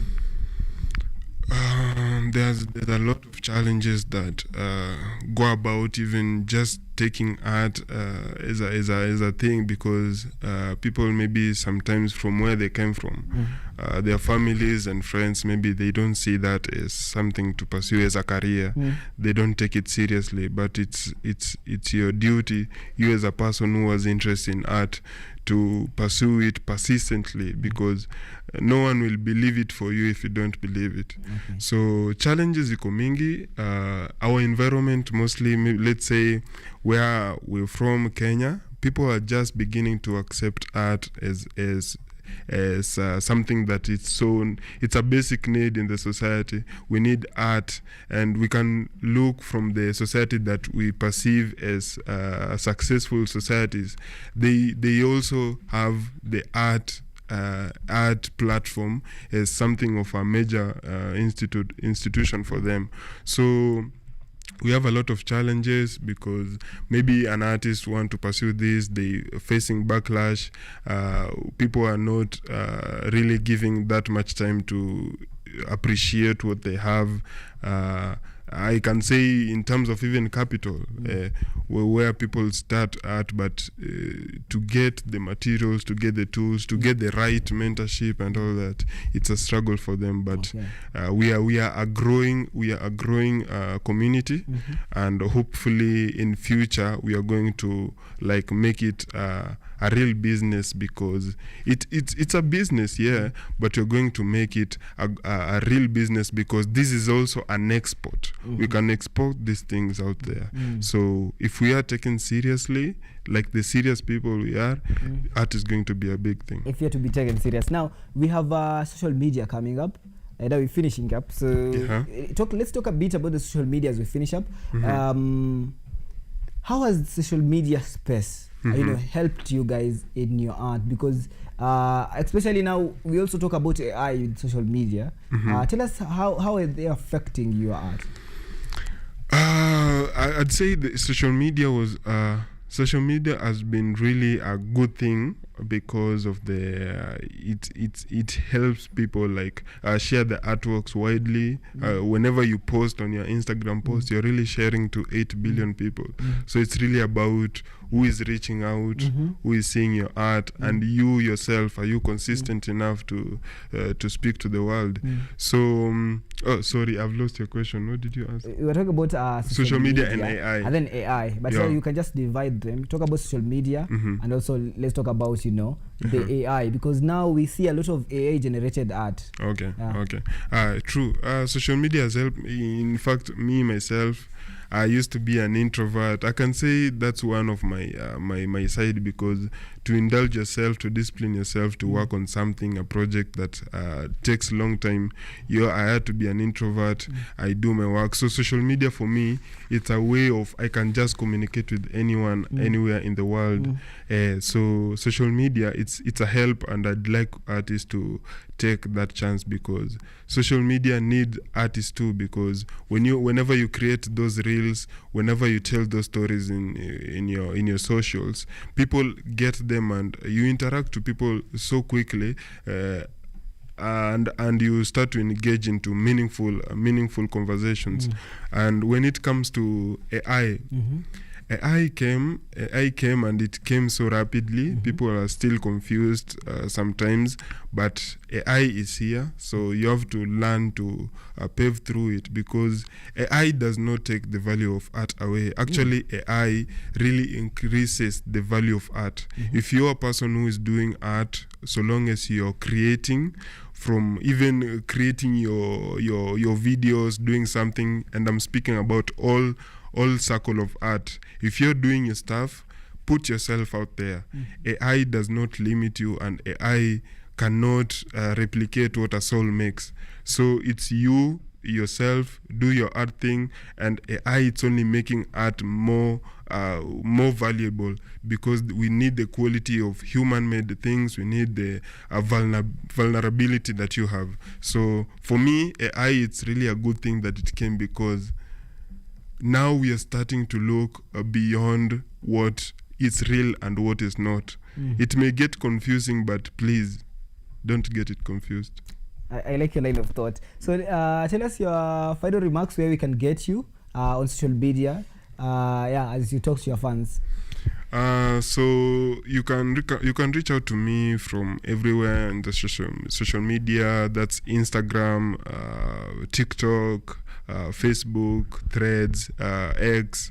You can get me anywhere at my username is art by Otieno Dominic, ART by Otieno Dominic.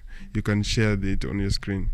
Okay, thank you very much for that, Art Dominic. It has been an interesting conversation, because we've talked about AI, we've talked about art, and we are talking about things that actually matter, because today is Art and Culture Monday. So this is our first lounge. We'll be back with another lounge. We'll have Megastar Africa, msanii wa kizazi kipya ambaye anatufanyia pale mambo ya Afrofusion, atakuwa nasi. Kwa hivyo kutoka kwetu tunachukua pumziko, tutarudi baada ya muda usio mrefu.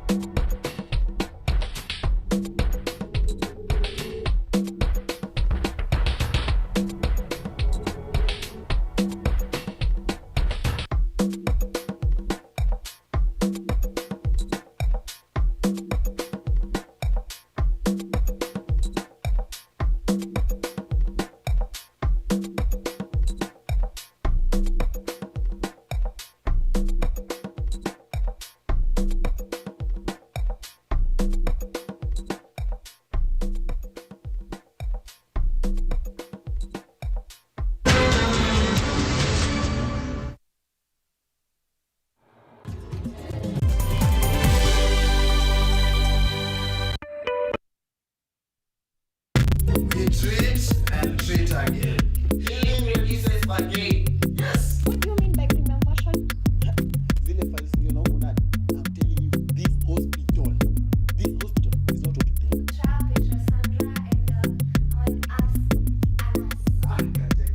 Our people united shall never be defeated.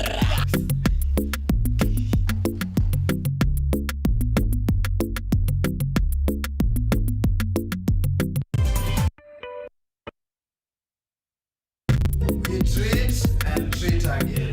Healing releases again. Yes. What do you mean by premium version? Zile files ndio na huko ndani. I'm telling you, this hospital is not what you think.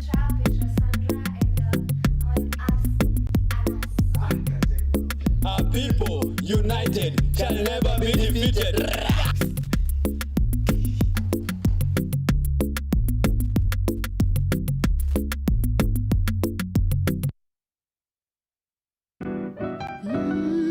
Miti miti, panda panda. Our planet's future is in our hands. However, there is a threat to the brightness of this tomorrow. On Earth Check, we share the challenges, the solutions, and the hope. I would call this a very momentous day, a very critical day.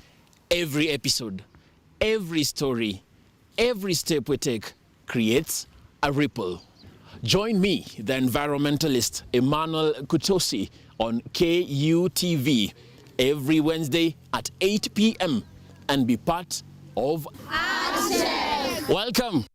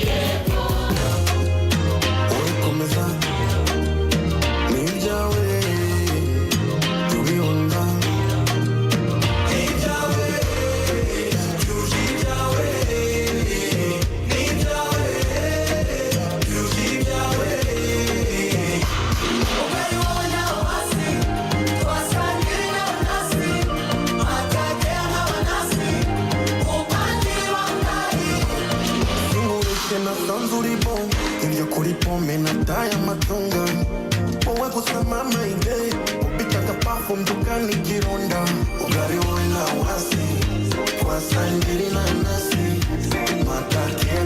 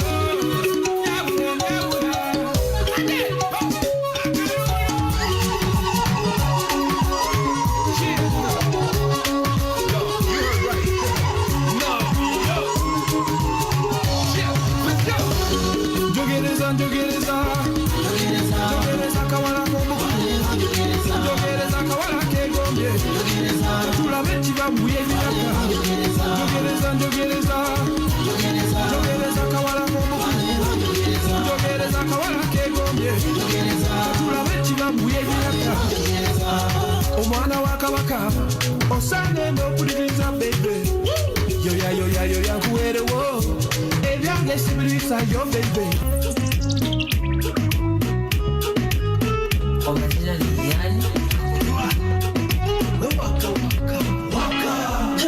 ikibamba sana basi kulito select cheza doba once from the top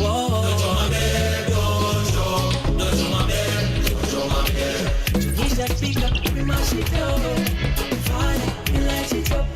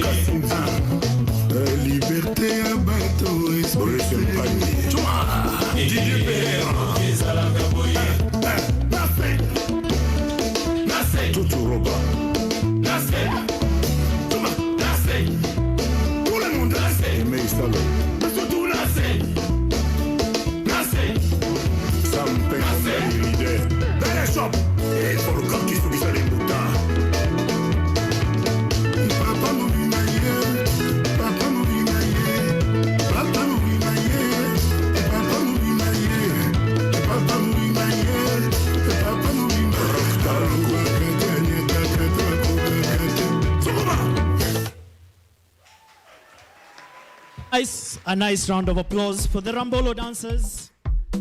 Thank you very much, ladies and gentlemen.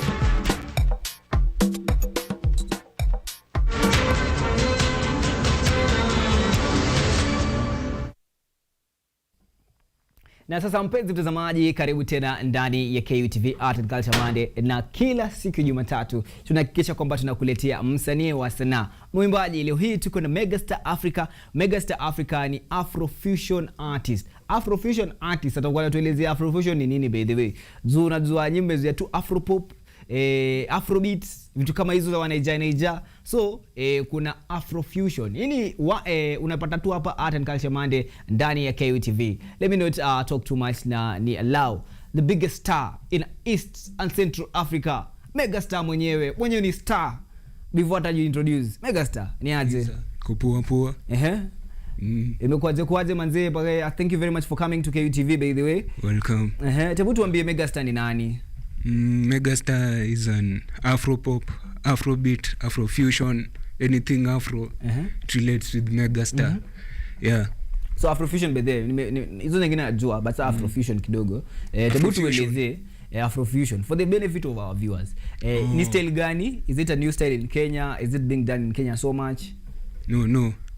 Afrofusion, it's a mixture of smooth melodies with a little bit of short rhythms. Yeah. Noma sana. So unaambiwa tu ni mziki slow unaongeza na kiridim kidogo. Na hii ni ile genre yenye mnaongea kusoma mapenzi sana hapo.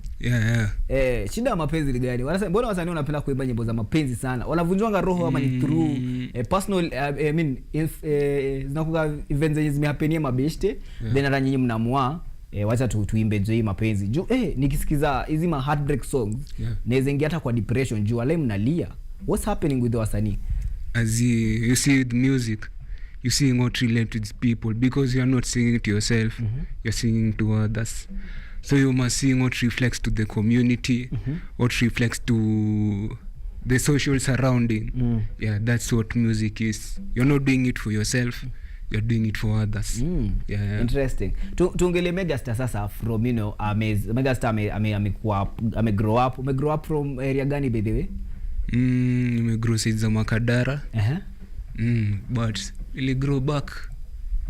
My high school moments nilikuwa Ocha. So umekuwa kijana wa jiji na bado pia Ocha ni where? Ocha ni siza Meg, hizo siza Kurialand. Noma. So umegrow hiyo place yote. So usanii uliingia wapi? Uliingia ukiwa Makadara hapa Nairobi ama ukiwa siza Kuria? Like usanii where uliamwaje manze ukamua? Naweza imba. Niliingia na funny way. Nilianza in a church choir back in primary. From there nikashift. Unajua ile you grow as you explore. Nika-explore nikasema mbona watu wanapenda kusikiza this type of music a lot. Nini imekari. Ndo nikaanza kufeel music. Mimi unajua mimi once nimefeel music. Na feel the frequency imekari. Na feel the beat, na feel the instrumental. Naangalia music nini inafanya wase wa jam on it like this. So unapata like end up doing research on that music the most. Na hivyo sasa ndo una fall deep in love with that music. Zina Megastar. Megastar like bona how did you come up to get the name? Megastar came in a funny way. Like Julie said, it came in high school. So unajua ile like your aura ina reflect a lot. So uko form 3, boys ako form 4 una like nika una take over the school. Akasema unajiona star sana. Nikamwambia mimi ni Megastar. Sasa ndo wase wakaanza kuniita Megastar. Nadhani ilikamivo tu that way. Sawa. Sasa tunataka kufilio wewe kama Megastar. Sasa tunataka kufeel sasa. Hebu tuingie kwa one of your songs alafu sasa turudi with the interview. Taking over the world.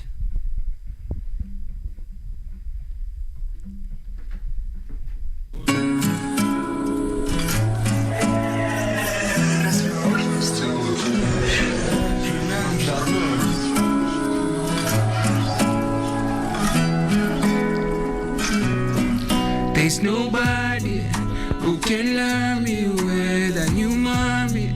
You are blessed, so big in your body. Only you, mommy. Only you, mommy. There's nobody who can love me well than you, mommy. You are blessed, so big in your body. Only you, mommy. Only you, mommy. Yeah. I like your smile. I like the way you fly. I wanna see your smile. I don't care what's the time. Only you, mommy. Only you, mommy. Yeah. I wanna see your smile. I don't wanna see all to you. You are gentle, my dove. Let me give you cause you are true. Only you, mommy. Only you, mommy. Yeah. No, there's nobody who can love me well than you, mommy. You are blessed, so big in your body. Only you, mommy. Only you, mommy. Yeah, no, there's nobody who can love me well than you, mommy. You are blessed, so big in your body. Only you, mommy. Only you, mommy. Yeah. I wanna thank your smile. I like the way you vibe. I wanna see right now. I don't care what's the time. Yeah. Only you, mommy. Only you, mommy. Yeah, no, no. I wanna see your smile. I don't wanna see you up to you. You're gentle, my dove. Let me feel you are true. Only you, mommy. Only you, mommy. Yeah, no, no. There's nobody who can love me well than you, mommy. You are blessed, so big in your body. Only you, mommy. Only you, mommy. Yeah, no, no. There's nobody who can love me well than you, mommy. You are blessed, so big in your body. Only you, mommy. Only you, mommy. Yeah, yeah, no, no. Yes, of course.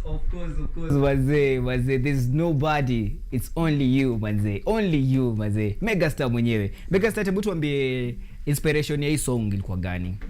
Inspiration. Niseme like I entered the studio. Nika feel the beat ikanibamba. Nika feel unajua chorus tu ili come in mind. Yeah, so ukapata tu na vibe with the song. Yeah, ndivyo niliandika the song, hakuna inspiration behind. I just wrote the song when nili feel the beats. Yeah. Sasa ongelee kuhusu challenges. Unajua sasa wasanii pia, especially wasanii wenye wanaibuka. Kuna challenges mingi kwa industry. Like unajua sasa mkiongelea hizo challenges inaonekana kama na complain sana. Like how tusiongelee hizo challenges ndio mtaonekana mna complain. Hebu tuongelee wenye wewe una mianda una solve hizo challenges paka keep going on the top. The only way to solve the challenges is through socializing and talking to people. Unajua once umesocialize utapata msi ana relate na wewe. Anasema hadi mimi na go through this situation, how will we be able to go through this? Ama upate yeye ndo anashughulika na those stuffs. So once umemwelezea atakufeel kuambie this how I can assist you. Hivyo tu. Okay. So ni through networking. Through networking. Siri ni networking. Na ulisema uko kwa label?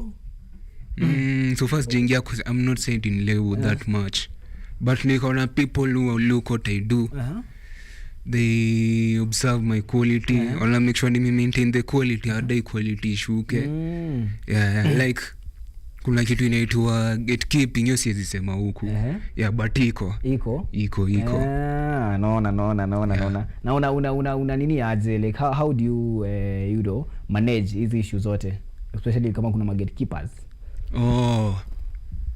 Ni ngumu, but hiyo story una gatekeeping. Sijui nikuelezeaje. Try unieleza tu in simple language, simple way.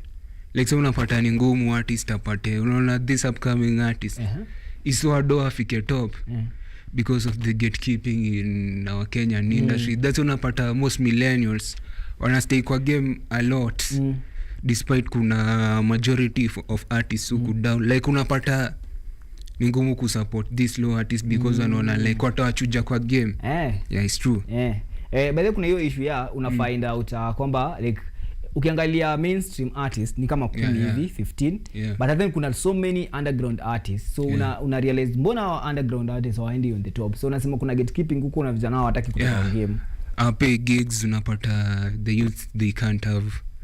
Hakuna gigs wanapewa. Utapata like gig na room within their table. Unapata leo ni this artist, kesho this other. Na umeshinda ukiona huko juu. Wanakuja paka hizo gigs za huko chini. It's true. Noma. So let's talk about some of the breakthroughs yenye umepitia wewe as an individual. Life is a journey. You have to start from hapa chini, the lower, then as you grow up paka juu. Some of those challenges zenye wewe as an individual umepitia na tumechallenge tumalizia, and some of the success wewe as an individual umepata in this journey as an artist. Nime have a lot of success. I've had a chance to nimekuwa na chance ya kuchill na big people, kusit around their table na ku get to know what they want and what they expect from me. A lot of people. Another thing, nimepanda on very many big stages. Nimeperform KCC, nimeperform in very big audition, nikakuwa uzi top 21 after 21 ilifika ilikuwa semi final.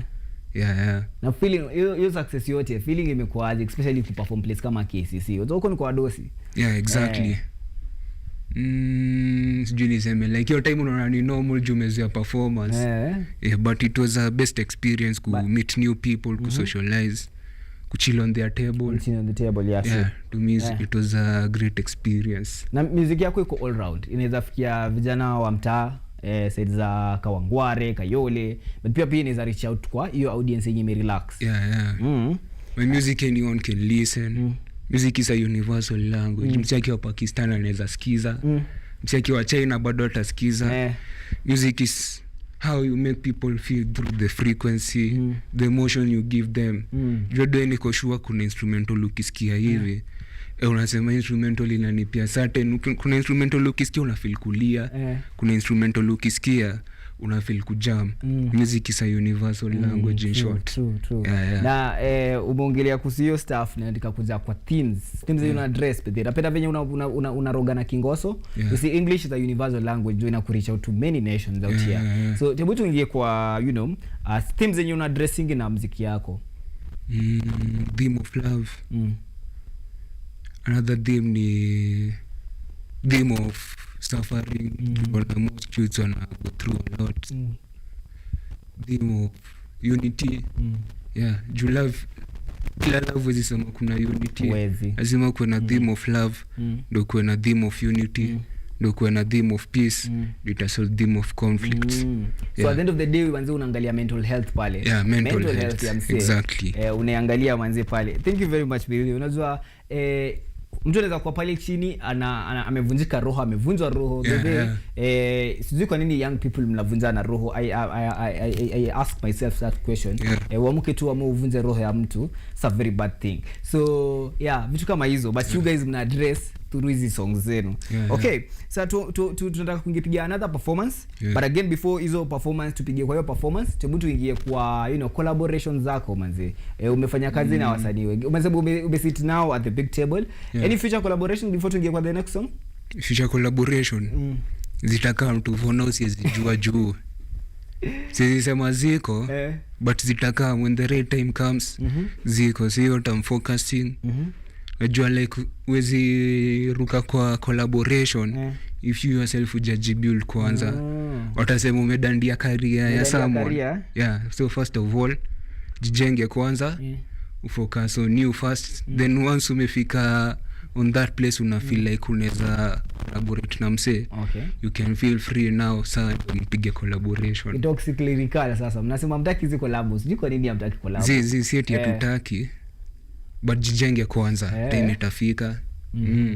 Sawa basi, so my director atakuwa anatuambia the next song yenye tunapiga, then tuingie, but even as the director akituambia the next song, tebu tuongele ya wale wasanii wenye una look up to kwa industry. Look at, sijui ataka acha niseme around Kenya. Kenya na look at this umni sana anaitwa Bien. But majorly I look to people related to what I'm doing. I look to people like Wizkid, Mobad. Yeah, which other artists? Burna, Asake, kina Kanye West. Noma sana. You're doing great work. So tuingie na taking over the world. Yako mwenyewe taking over the world by Megastar Africa. He's taking over the stage right now. Twende nalo.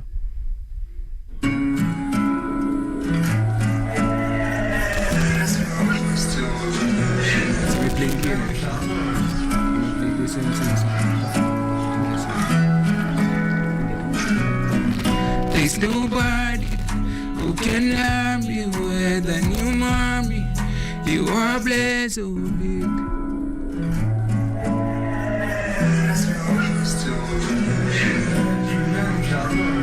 Loisa, uko sawa? Mandesema. There's nobody who can love me more than you, mommy. You are blessed so big in your body. Only you, mommy. Only you, mommy. There's nobody who can love me more than you, mommy. You are blessed, oh, big in your body. Only you, mommy. Only you, mommy. I like your smile. I like the way you fight. I wanna see right now. I don't care what's there. Only you, mommy. Only you, mommy.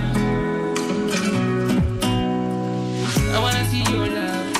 I don't wanna give all to you. You're the door, my love. Let me feel you 'cause you're true. Only you, mommy. Only you, mommy.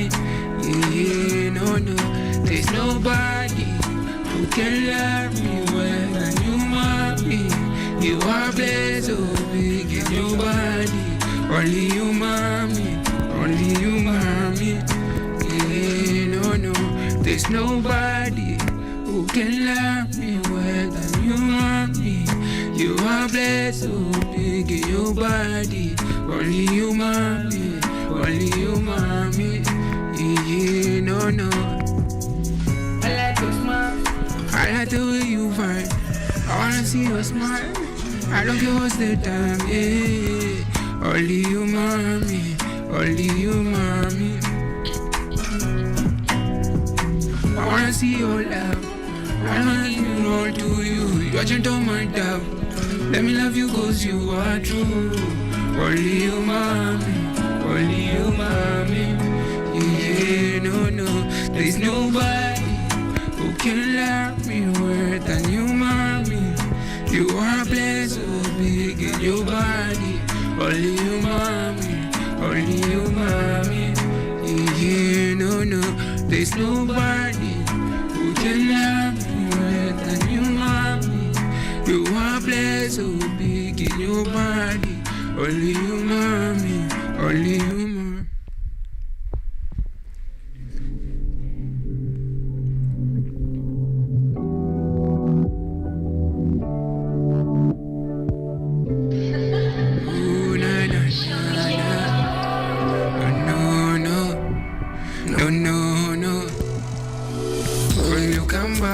I miss you, my queen. Life is so tough without you beside me.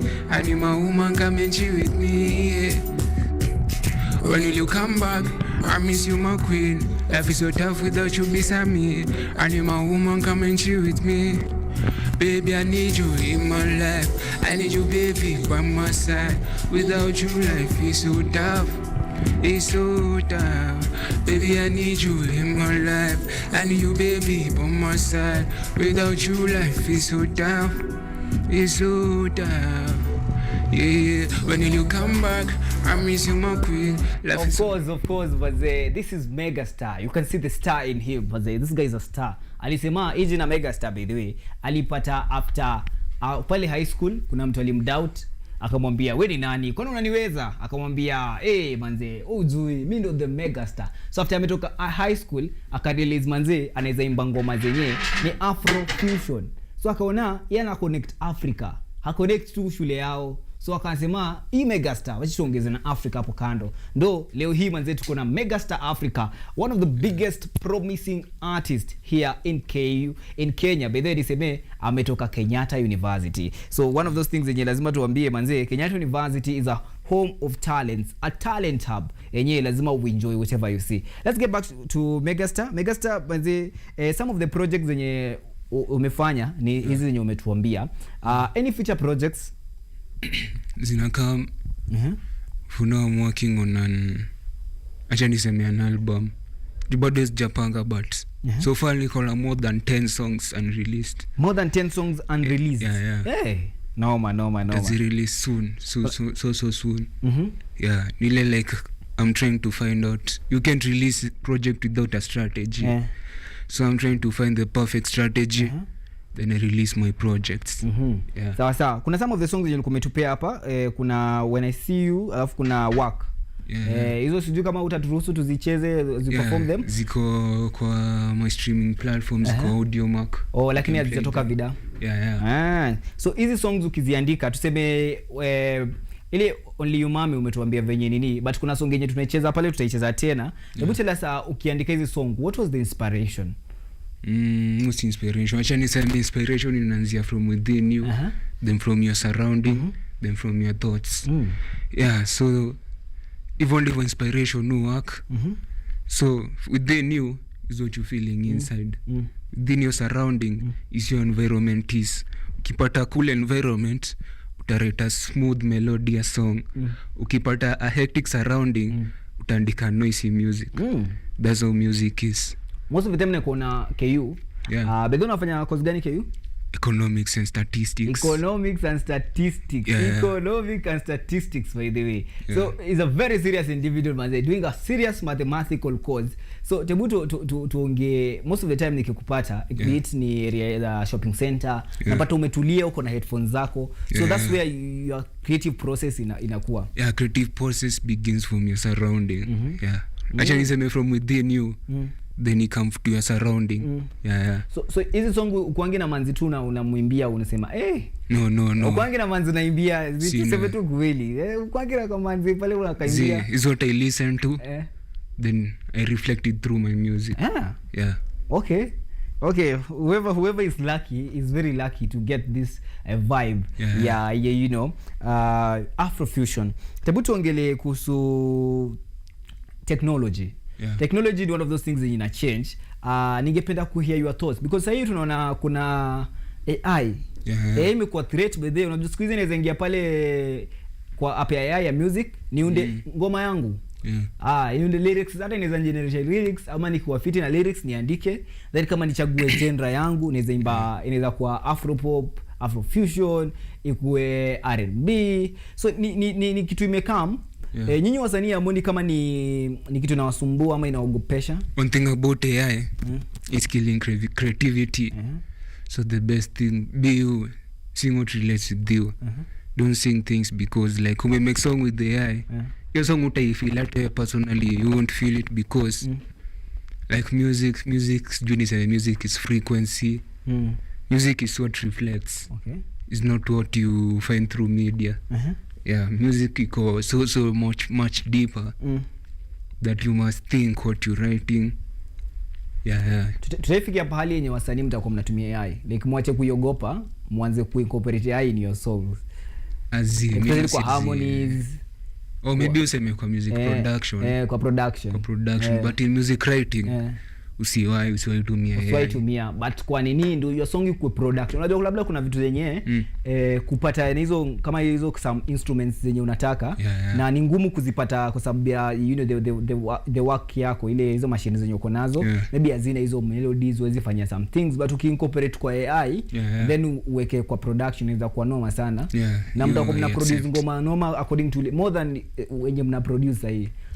With a small studio with your computer, as long as ni msanii ukiingiza pale hizo some instruments manze, in fact tutakuwa na self production with the AI, mnakuwa mnajiproduce ngoma wenyewe, so ina reduce hiyo cost ya ma producer. Bora sasa replicate hizo ngoma zenye ziko, so iangalie AI is a positive thing, inakuja kuokoa hii nini hiyo the whole story ya usanii. So your last words as we get to the last performance. They can check me, like they can check my socials. Instagram on Megastar _Africa. TikTok same Megastar _Africa. YouTube Megastar _Africa. Everywhere Spotify Megastar Africa, Boomplay Megastar Africa, Audiomack Megastar Africa. Every social Megastar Africa. So kuna some of the one of the song yenye umetupea, then pia tutakuja your new song.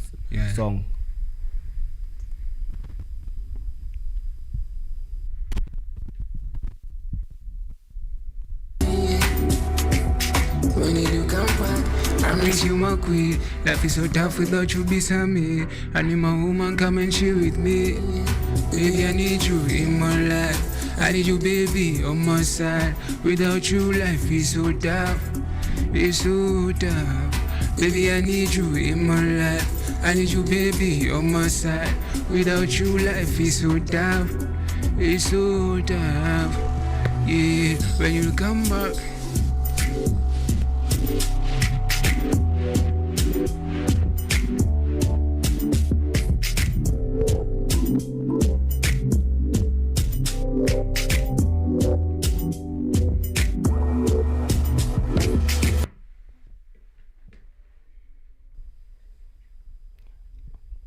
Okay, manze, that was Megastar Africa. Tumemalizia na Megastar Africa, one of the best artists manze. Unaongelea hapa maneno ya Afrofusion, so he's a very good artist manze. So as we finish up na Megastar Africa, tuangalie habari hii ambapo bodi ya utalii nchini KUTV imemtunuku mwanariadha Sebastian Sawe ziara ya kifahari ya siku 4 baada ya ushindi wake wa riadha katika zile mbio za London Marathon, ambapo aliweza kuwa mwanariadha ambaye aliweza kukimbia chini ya masaa 2. Vile vile KUTV inasema kwamba ziara hii itampa nafasi ya kupumzika na kutembelea maeneo mengine hapa nchini kujivinjari, akiwa basi anashangiliwa kama bingwa wa taifa. Tazama.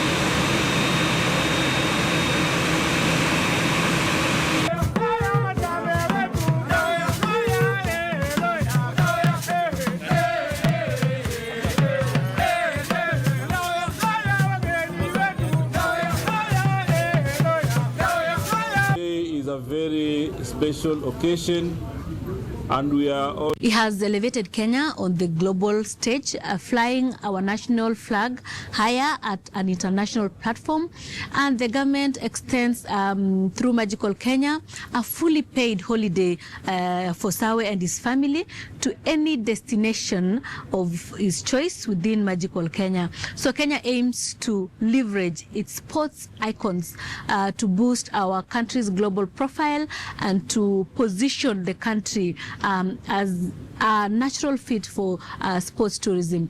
We are gearing up to kayaking, a global event happening right here in Kenya. We are gearing up for the youth championships.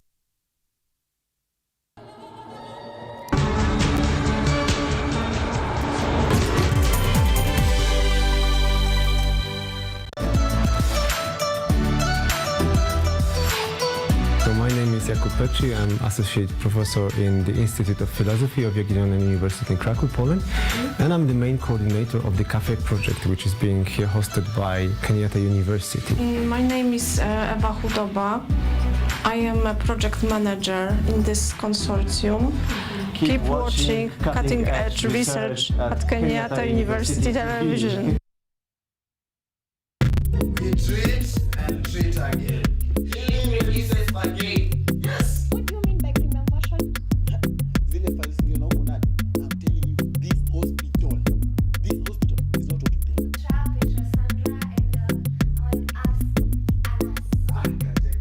Our people united shall never be defeated.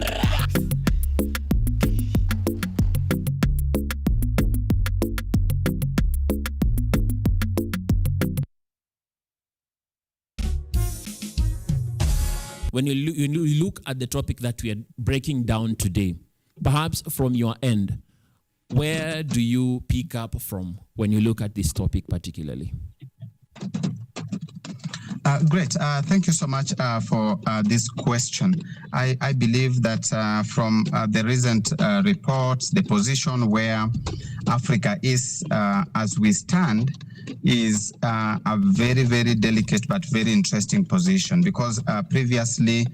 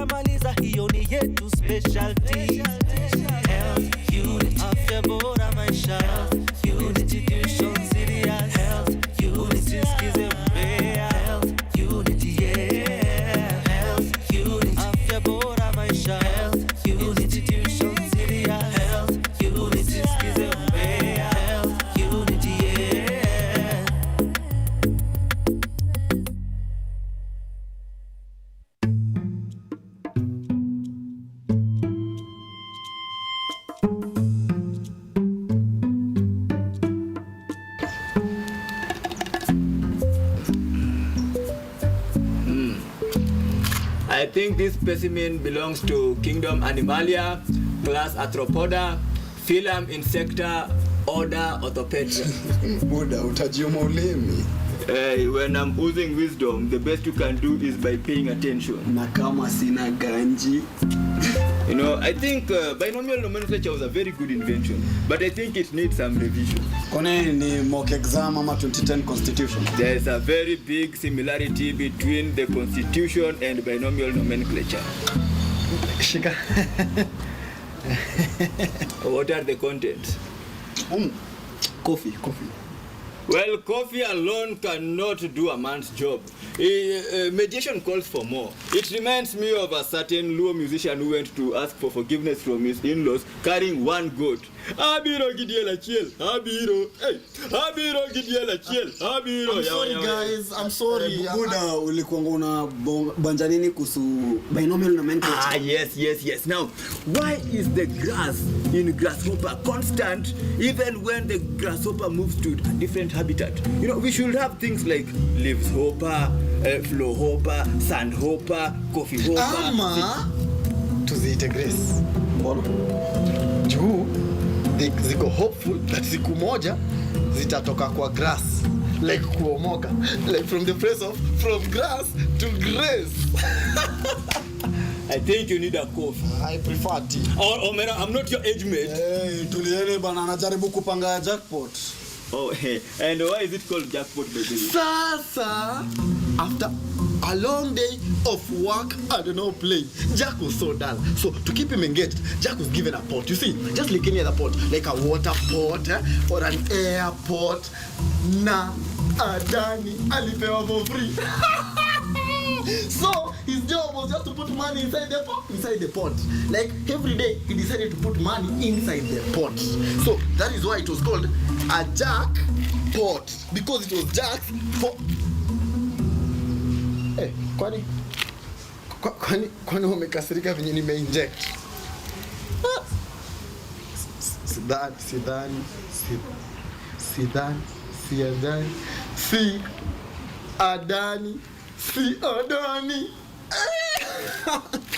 Esau inakuwaga mfali. Oh.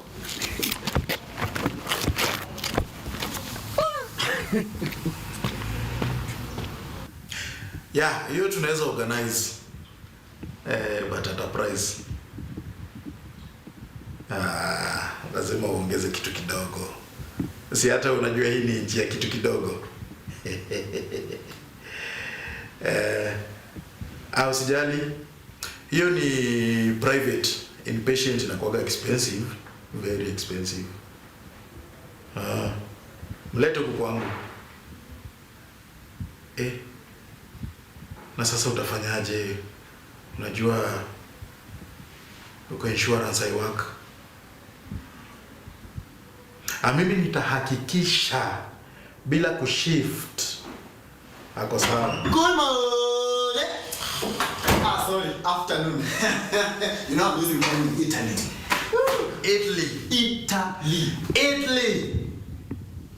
Unataka nini hapa? Kwani letter A kwa Italy inakuwa imekosea nini?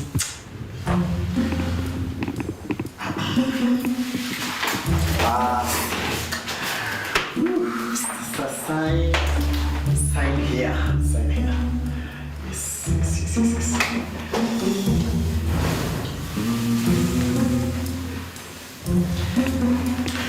Nekwenda uite wenzako. Watu! Wewe, ni nini baya wewe? Hata whistleblower wa serikali haizi kuwa loud hivyo. But they come to think of it, maybe Chan waliban whistles na vuvuzela kwa uwanja juu tutakuwa whistleblowers mbele ya wageni. Sasa hizi nini unachora hapa? Kwenda uite jenzi wenzako. Public memo, meeting Dr. Luba's office, take that information. Public memo, meeting Dr. Luba's office, take that information.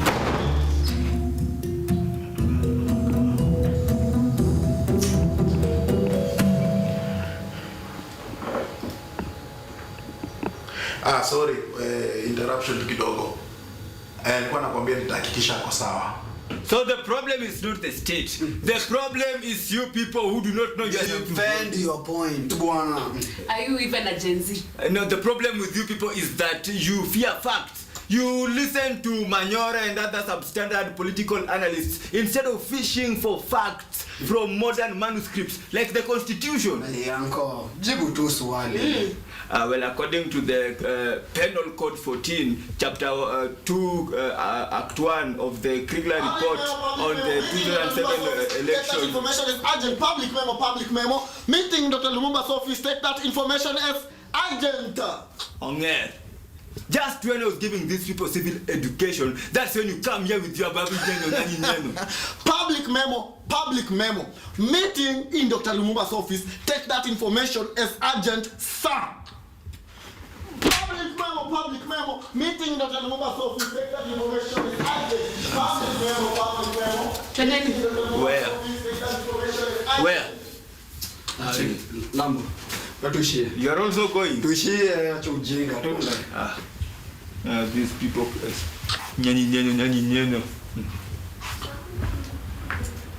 Tap the screen, guys. Tap for me. Yes, it's a lovely morning. Tap, guys. Oh, thank you to all my top gifters. Tap the screen. Tap. Hi, Josh. Yes, I'm a nurse. Tap. Thank you, Andy, for the ice cream. Tap the screen. Tap the screen, guys. Tap. Public memo. Meeting Dr. Lumumba's office, take that information as urgent. How do you schedule a meeting without our consent? Mademoiselle, le patron le itayu in de le office. Then tell him I'm not coming.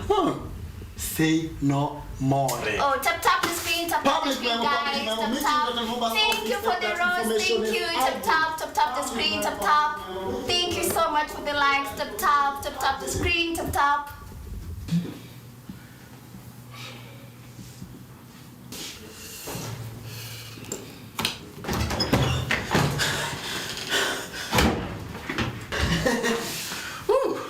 Thank you for adhering to my call.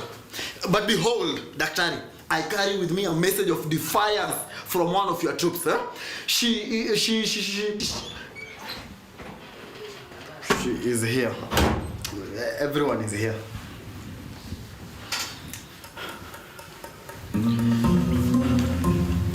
Thank you.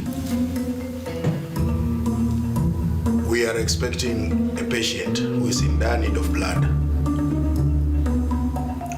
I believe you are all professionals, and so since I am going to attend to other patients, you will hop onto this one. In charge of this operation will be Peter here. Thank you all. Let me remain with Peter.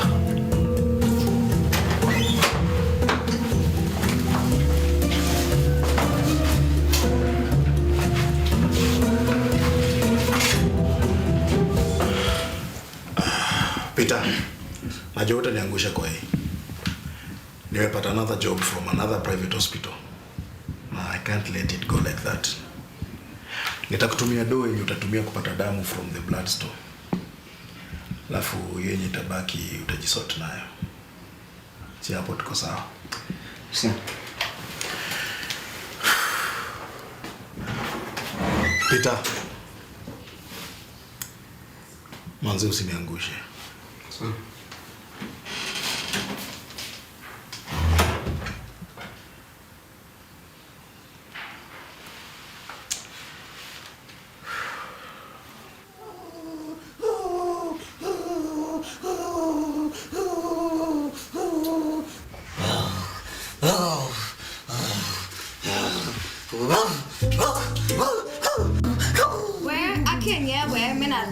Stop yapping. Nibaki.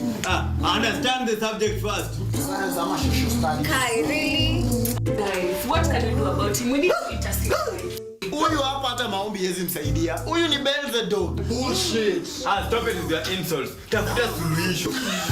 Una umama. Hey, Omera, am not your age mate. In fact, I can mess with your dental formula right now. Nini kuja bwana kuja. Hata mimi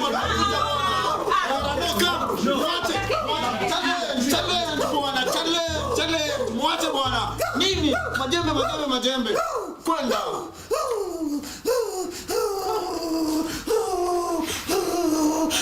Tulia. That I am the son of Tulia. I am the son of Olingo. What is this?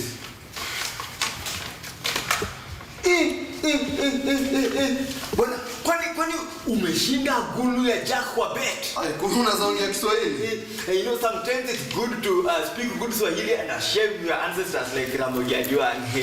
Like before you start summoning your ancestors. You don't nilipewa na Dr. Lumumba. But why?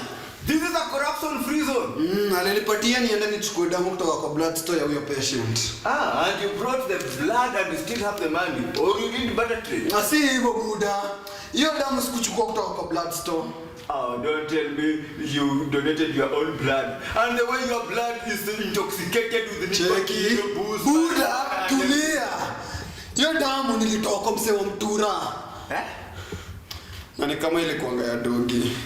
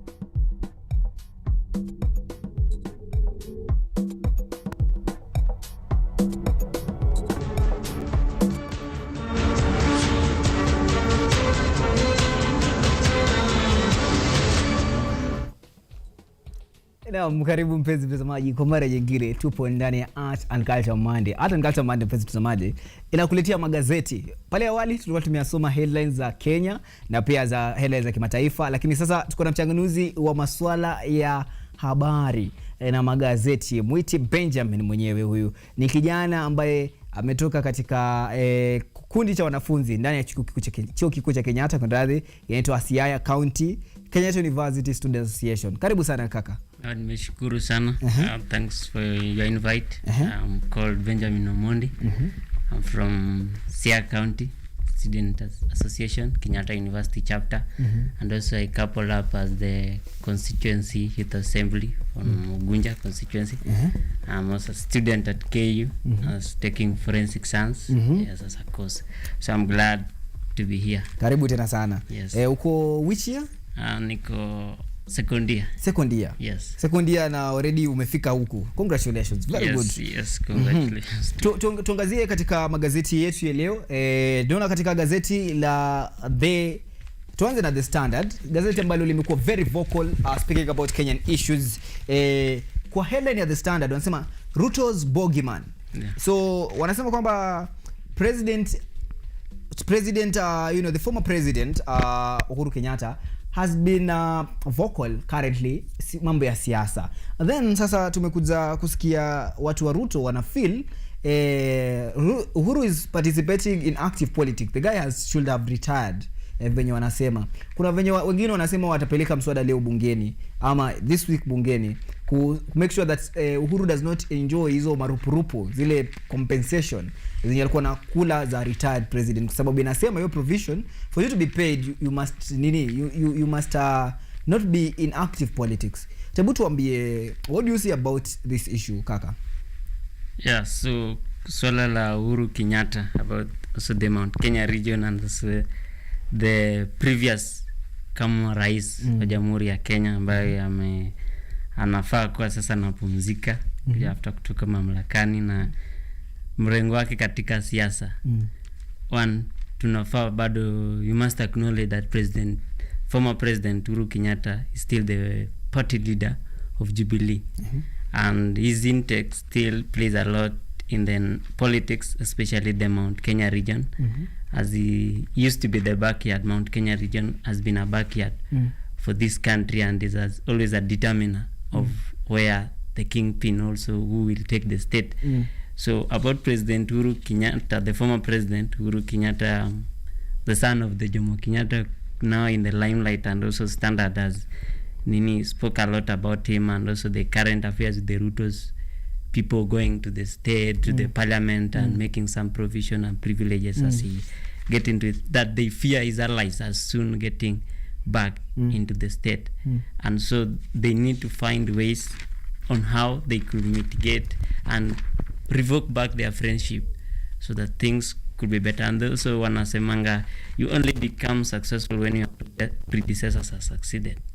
Yes, so one, the way Uhuru is seeing Ruto as the president, the sitting president, it could also speak a lot about the country state affairs, and he knows actually Uhuru Kenyatta knows, and he has a lot into the current affairs of this country still. So Uhuru is endorsing Matiang'i for presidency, and Matiang'i is in the opposition, and in the opposition pale tunaona Gachagua, Kalonzo and Matiang'i. Hao ndio watu wa kumbele wanataka hii presidency.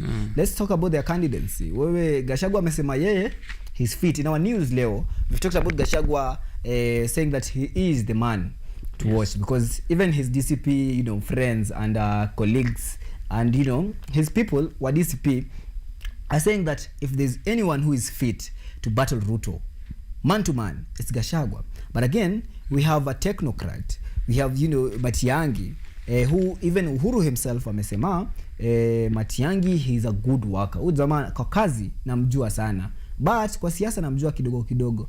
But again pia tuko na Kalonzo amekuwa hapa for 40 years, amekuwa kwa serikali, amekaa nje for more than 20 years. Amekuwa tu huku, amefuata baba. Sasa ana feel nyewe hapana, mimi lazima nikuwe rais. So wewe, on your own understanding and view, can you tell us who is most likely to take over the flag bearer, to be the flag bearer of the opposition?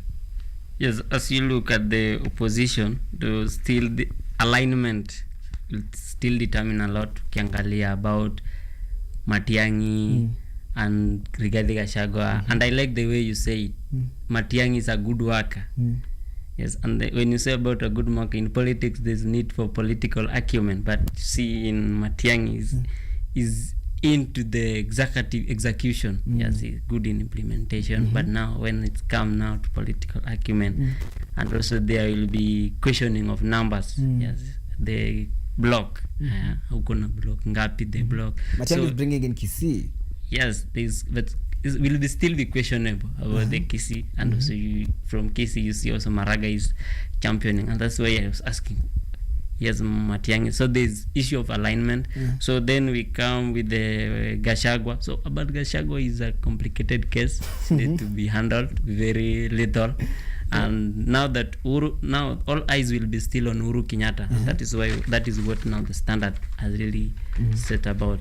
His picture stands a lot in this country, in the Mount Kenya, because in the statement it has written that the one that in the 2022 general election, when President Ruto was yesterday speaking, say that it is one of the regions that really supported him during the last general election, but it has now come one of the difficult terrain, slopy grounds.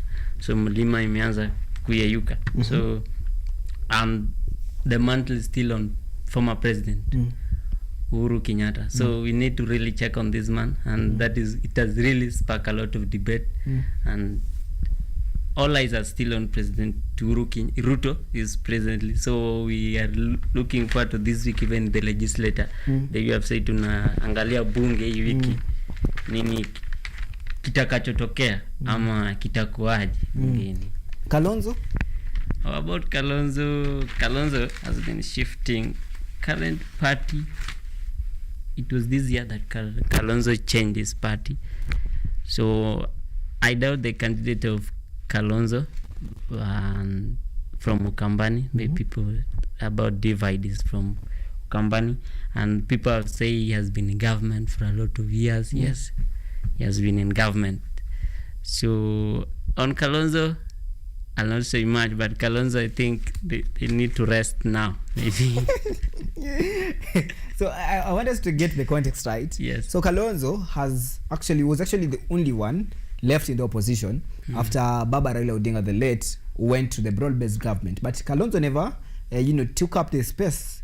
Then we also had after Baba passed, and then Gachagua was actually impeached before Baba passed. So Gachagua joined them with the likes of Wamalwa. So Gachagua, from being one of those people who were actually castigated from government, he was told that he was a tribalist. He came to the opposition. He reinvented himself to becoming one of those people who, the masses cherish. People love Gachagua right now, especially in his background and in the cities. When you talk about Kalonzo, he was still just there.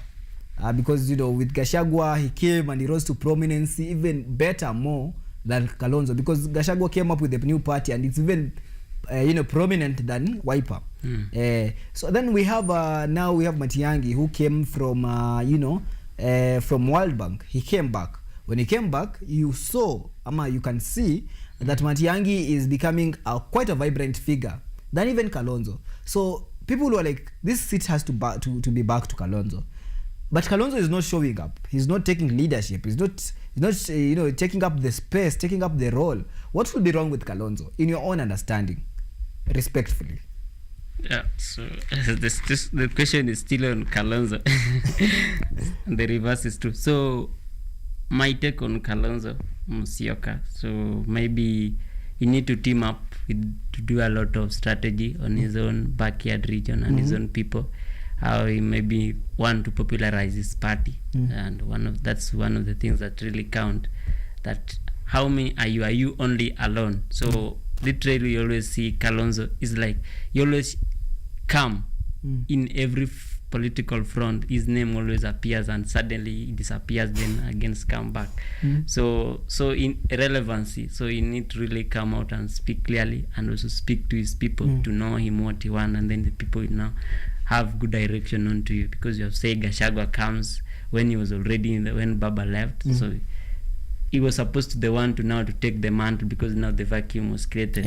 Yes, but now you see other people have come and surpassed. So is that the weak, the minor. So we need to come out and say reimagine himself. To know what what his role, and he has been there for quite a long time. He's one of the storytellers when he can really speak of what happens in those 42 years. So he knows what he has been doing there. But people are saying that the roads to his home are yet to be constructed in those 40 years. But let's switch to another newspaper. So before we even switch to the newspaper, what are your thoughts about the attacks on Uhuru Kenyatta? Or the attacks on Uhuru Kenyatta as the former president of this country. So the former president still enjoys a lot of privileges, and that is one of what his critics always look into, how they can minimize, because he really enjoys a lot, all the things that the constitution and also the provision of the retirees of former heads of states really enjoys. So the critics they're just fighting for relevancy, so as to outshine what the former president. But him endorsing Matiang'i, is it not active politics? Yes, and that is why I say the ground, he endorsing Matiang'i as the party leader of the Jubilee, he need to come out and say what. No, he endorsed him as a president. As the president of this country. Yeah, he wants him to vie as president.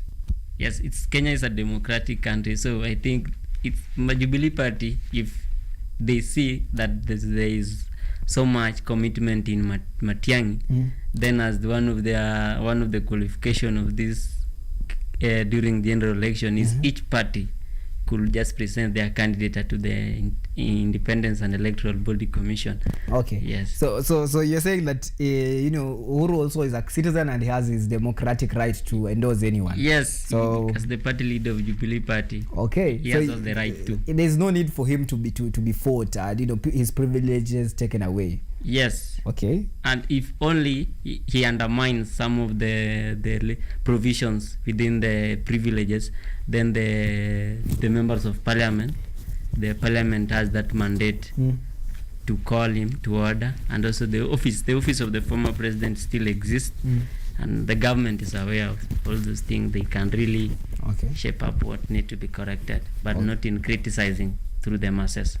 Okay. Yes. So thank you very much for the insights on the story of Uhuru and Ruto's ally, saying that enough is enough. Uhuru has taken a lot of our time in the political space. And let's talk about the Daily Nation. So on the Daily Nation, we have the headlines there. And before even we talk about the big headline, let's talk about Irungu Kangata going out of UDA. Because yesterday he made a presser. And remember, yesterday the president, Ruto, was in Kandara in Murang'a County. And where he also went to one of the schools there. And immediately after the president went back to State House, we had a presser from one governor, Irungu Kangata. And Irungu Kangata, in his presser, he says that he has been undermined, he has been intimidated, and he feels that no, he cannot take it anymore. But he says that he has no conflicts of interest with the president. He has nothing whatsoever against the deputy president, Kithure Kindiki. He is, focusing on his goal. His goal is reclaiming his seat in Murang'a as the governor. So that brings questions, on what was happening in UDA, that, a sitting governor can actually walk out. And he says that, no, you see, I don't have a problem. And then he also blames Ruto for, making martyrs. He says that when he persecuted Rigathi Gachagua, he made him beloved with the people. He also talked about yesterday on Sifuna being persecuted by ODM. And then they created the monster that he is politically. So let's talk about that. But let's first begin with, Irungu Kangata, coming out of UDA and him speaking out clearly that he will not be vying, in 2022 under UDA. And what party could he be joining as an analyst? Yes, so Irungu Kangata, the current governor of Murang'a County, yesterday talk about his stand to the UDA and say next general election, in order to be re-elected, he will quit UDA. And I really like Irungu Kangata because he's one of the governors that if he or she, we are different ideologically. And that was the perspective that he was trying to tell the people of Kenya and also the people of Murang'a, that not only that this has conflict of interest with the UDA, but only ideologically in what the party's foundation was laid upon. So it's like Irungu Kangata can shift paradigm of shift, he can shift so that he knows the target are the people of Murang'a. So he's realarming his own plans ideologically and vision to the people of Murang'a.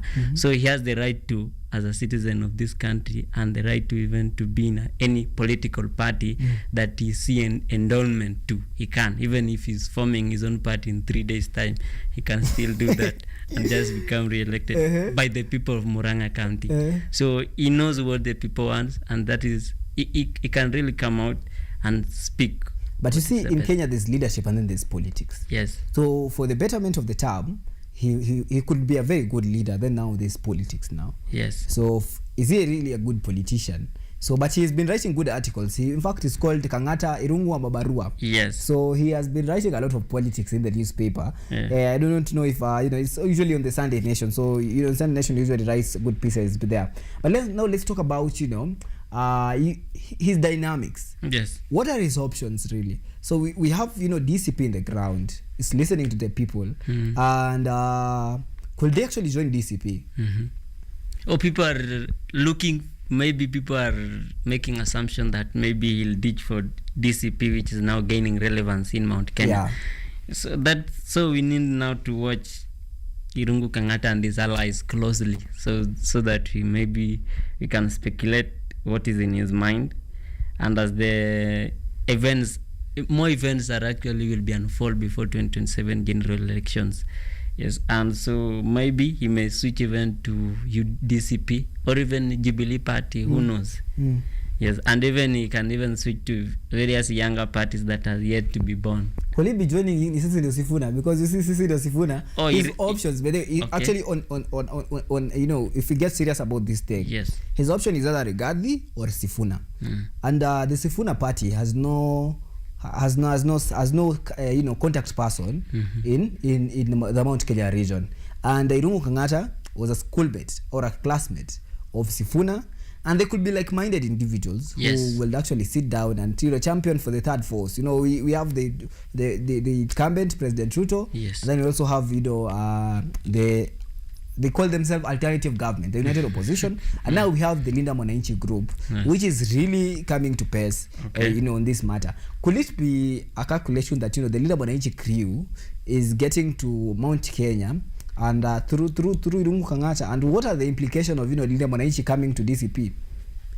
Yes, so Linda Mwananchi, as you have said, is like they are maybe like a crew which is soon emerging into the Mount Kenya region.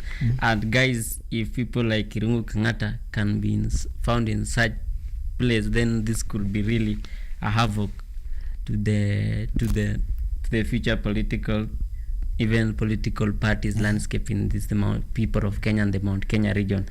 So, and it could be a good man to watch, and true, we are really going out to watch on his next move. And mind you, when he joined maybe Linda Mwananchi team, then that could also be a good way.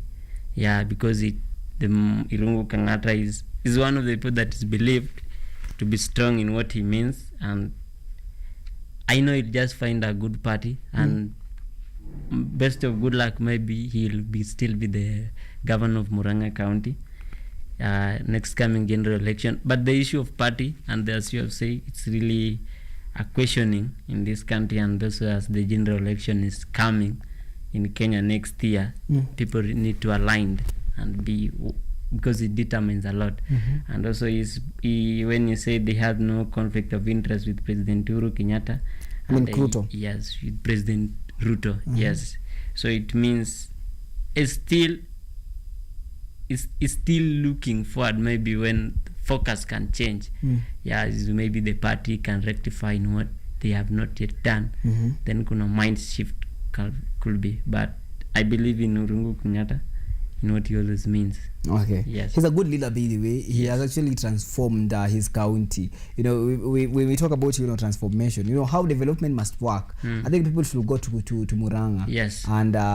And you know, do whatever, what do you call this, and make sure that they are benchmarking from Murang'a County. Yes, he's one of the people that have really done what the county integrated development plan, also the frameworks of Murang'a County. And through the devolved government, Irungu Kangata has done a lot to enhance with the evolution, the functions, and also with this county assembly of Murang'a County, he has ensured that there's correct oversight. And he always say, one of the letters that he written, that let's say less to our MCS, that their county, the role is just to oversight, and the governor is supposed to do a lot of work executive in the county government. True. Yes. So now what could be some of the reasons why he left? Because he said that kuna venye watu wanamtisha. There are some kind of intimidation in you know, within the UDA party. But again, he insists that as much as there is all this, I'll remain a loyal member of UDA. But again, I will also support President William Ruto to implement his agenda. But when it comes to 2027, count me out. Count me out. That's really a question that should not just pass by. We need really to look into it, because he say that he will just still support the president, Uhuru Kenyatta, Ruto, but he will not be into the party that he'll succeed with. So maybe, and one of the reasons that you have said, that pressure, inside pressure that engulfed, that he has led him to now to bulk from the party, is questioning, because we need to see who are the close allies to now President Ruto, and the closed in Mount Kenya region. We need to look at these people and how they react to what Irungu Kangata has not yet confirmed, what some of the President Ruto's friends in Mount Kenya region has commented, even political analysts, about Irungu Kangata, but their ideas also can really mean a lot to so as what really happens, what what did the source missed. Yes, the river missed its tributaries. That's a nice one. Yes. Could there be a gubernatorial candidate who has been, pushed forward by a UDA? Because, in Kiambu, we also have the same issues. That, we have, many people within UDA who wants that seat. And most likely, we could see Wamatangi going out because also we've had, back and forth in the rallies. Him between Kimani Chungwa and the likes of Alex Nganga, and it has actually been there. So could we see other governors walking out in the next coming general election? Yeah, within the Mount Kenya, because the Mount Kenya is so slippery that even the president says that I've leave it to God.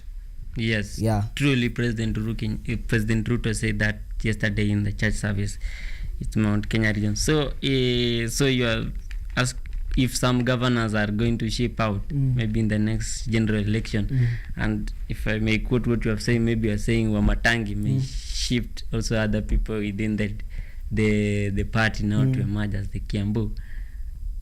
Then when we look at Mutai Kaiga Finyeri, maybe he's going for his second round. Within UDA? Yes, within the UDA he party. Actually ditched his friend Gachagua for Ruto. Yes.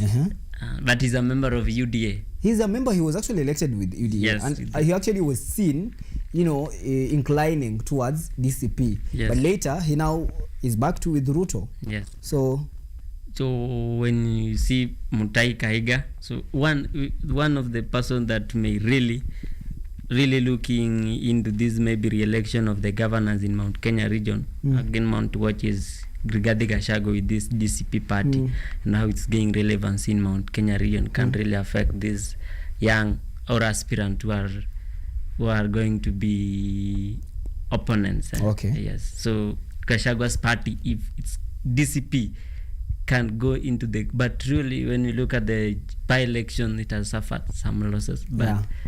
But in the coming election? Yes, so maybe if they strategize on what they had, what their goal, and a good candidate as soon as possible, time is going. Okay, so we are finishing up. Your last words and where they can actually find you on social media. Okay, so on social media, you can find me on X as Saben Omondi. And that's the only handle that I use. That's X. That's exactly. So maybe that's the only. Your last word now. My last word to the people of Kenya, and also especially to the young people, is that this is our country, this is our beloved country. Let's take up votes, and as one of the drive by the government to take up goals, take up leadership so as to drive change in this country. So our country still has a lot to do. We can really shape if we go in the right direction. Let us not engage in political division. Let us stay focused. As a country, we'll just be better amid all those. Thank you very much, gentlemen, for that interview with us. So, all the social media handles, I can see on YouTube, I can see Wahu Kabogo saying that she loves the show. So my director, Melton Kochela, says that, keep tweeting, keep talking to us. He'll actually be reading your comments. Thank you very much for that. Thank you very much for the show. My name is Hassan Lewa. You can find me on all social media platforms at Hassan Lewa Bluesmile. It's been a loving show. It has been one of the greatest shows on this Monday, this being the first day of the week. Thank you very much. Have a lovely week ahead.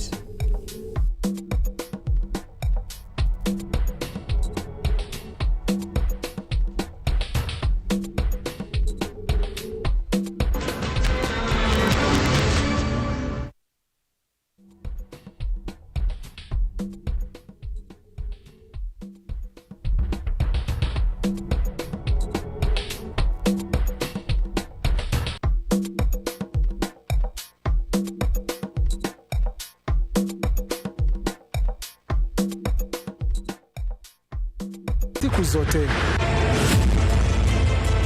daima dawamu, runinga ya KU inazama na kuzuka. Kuanzia mwambao hadi mashinani, tunachimba mizizi ya habari kukuletea yanayojiri. Na katika ulingo wa kisiasa, William Samoei Ruto tukichambua mbivu na mbichi, tukiweka yote paruanja yanayokuhusu wewe.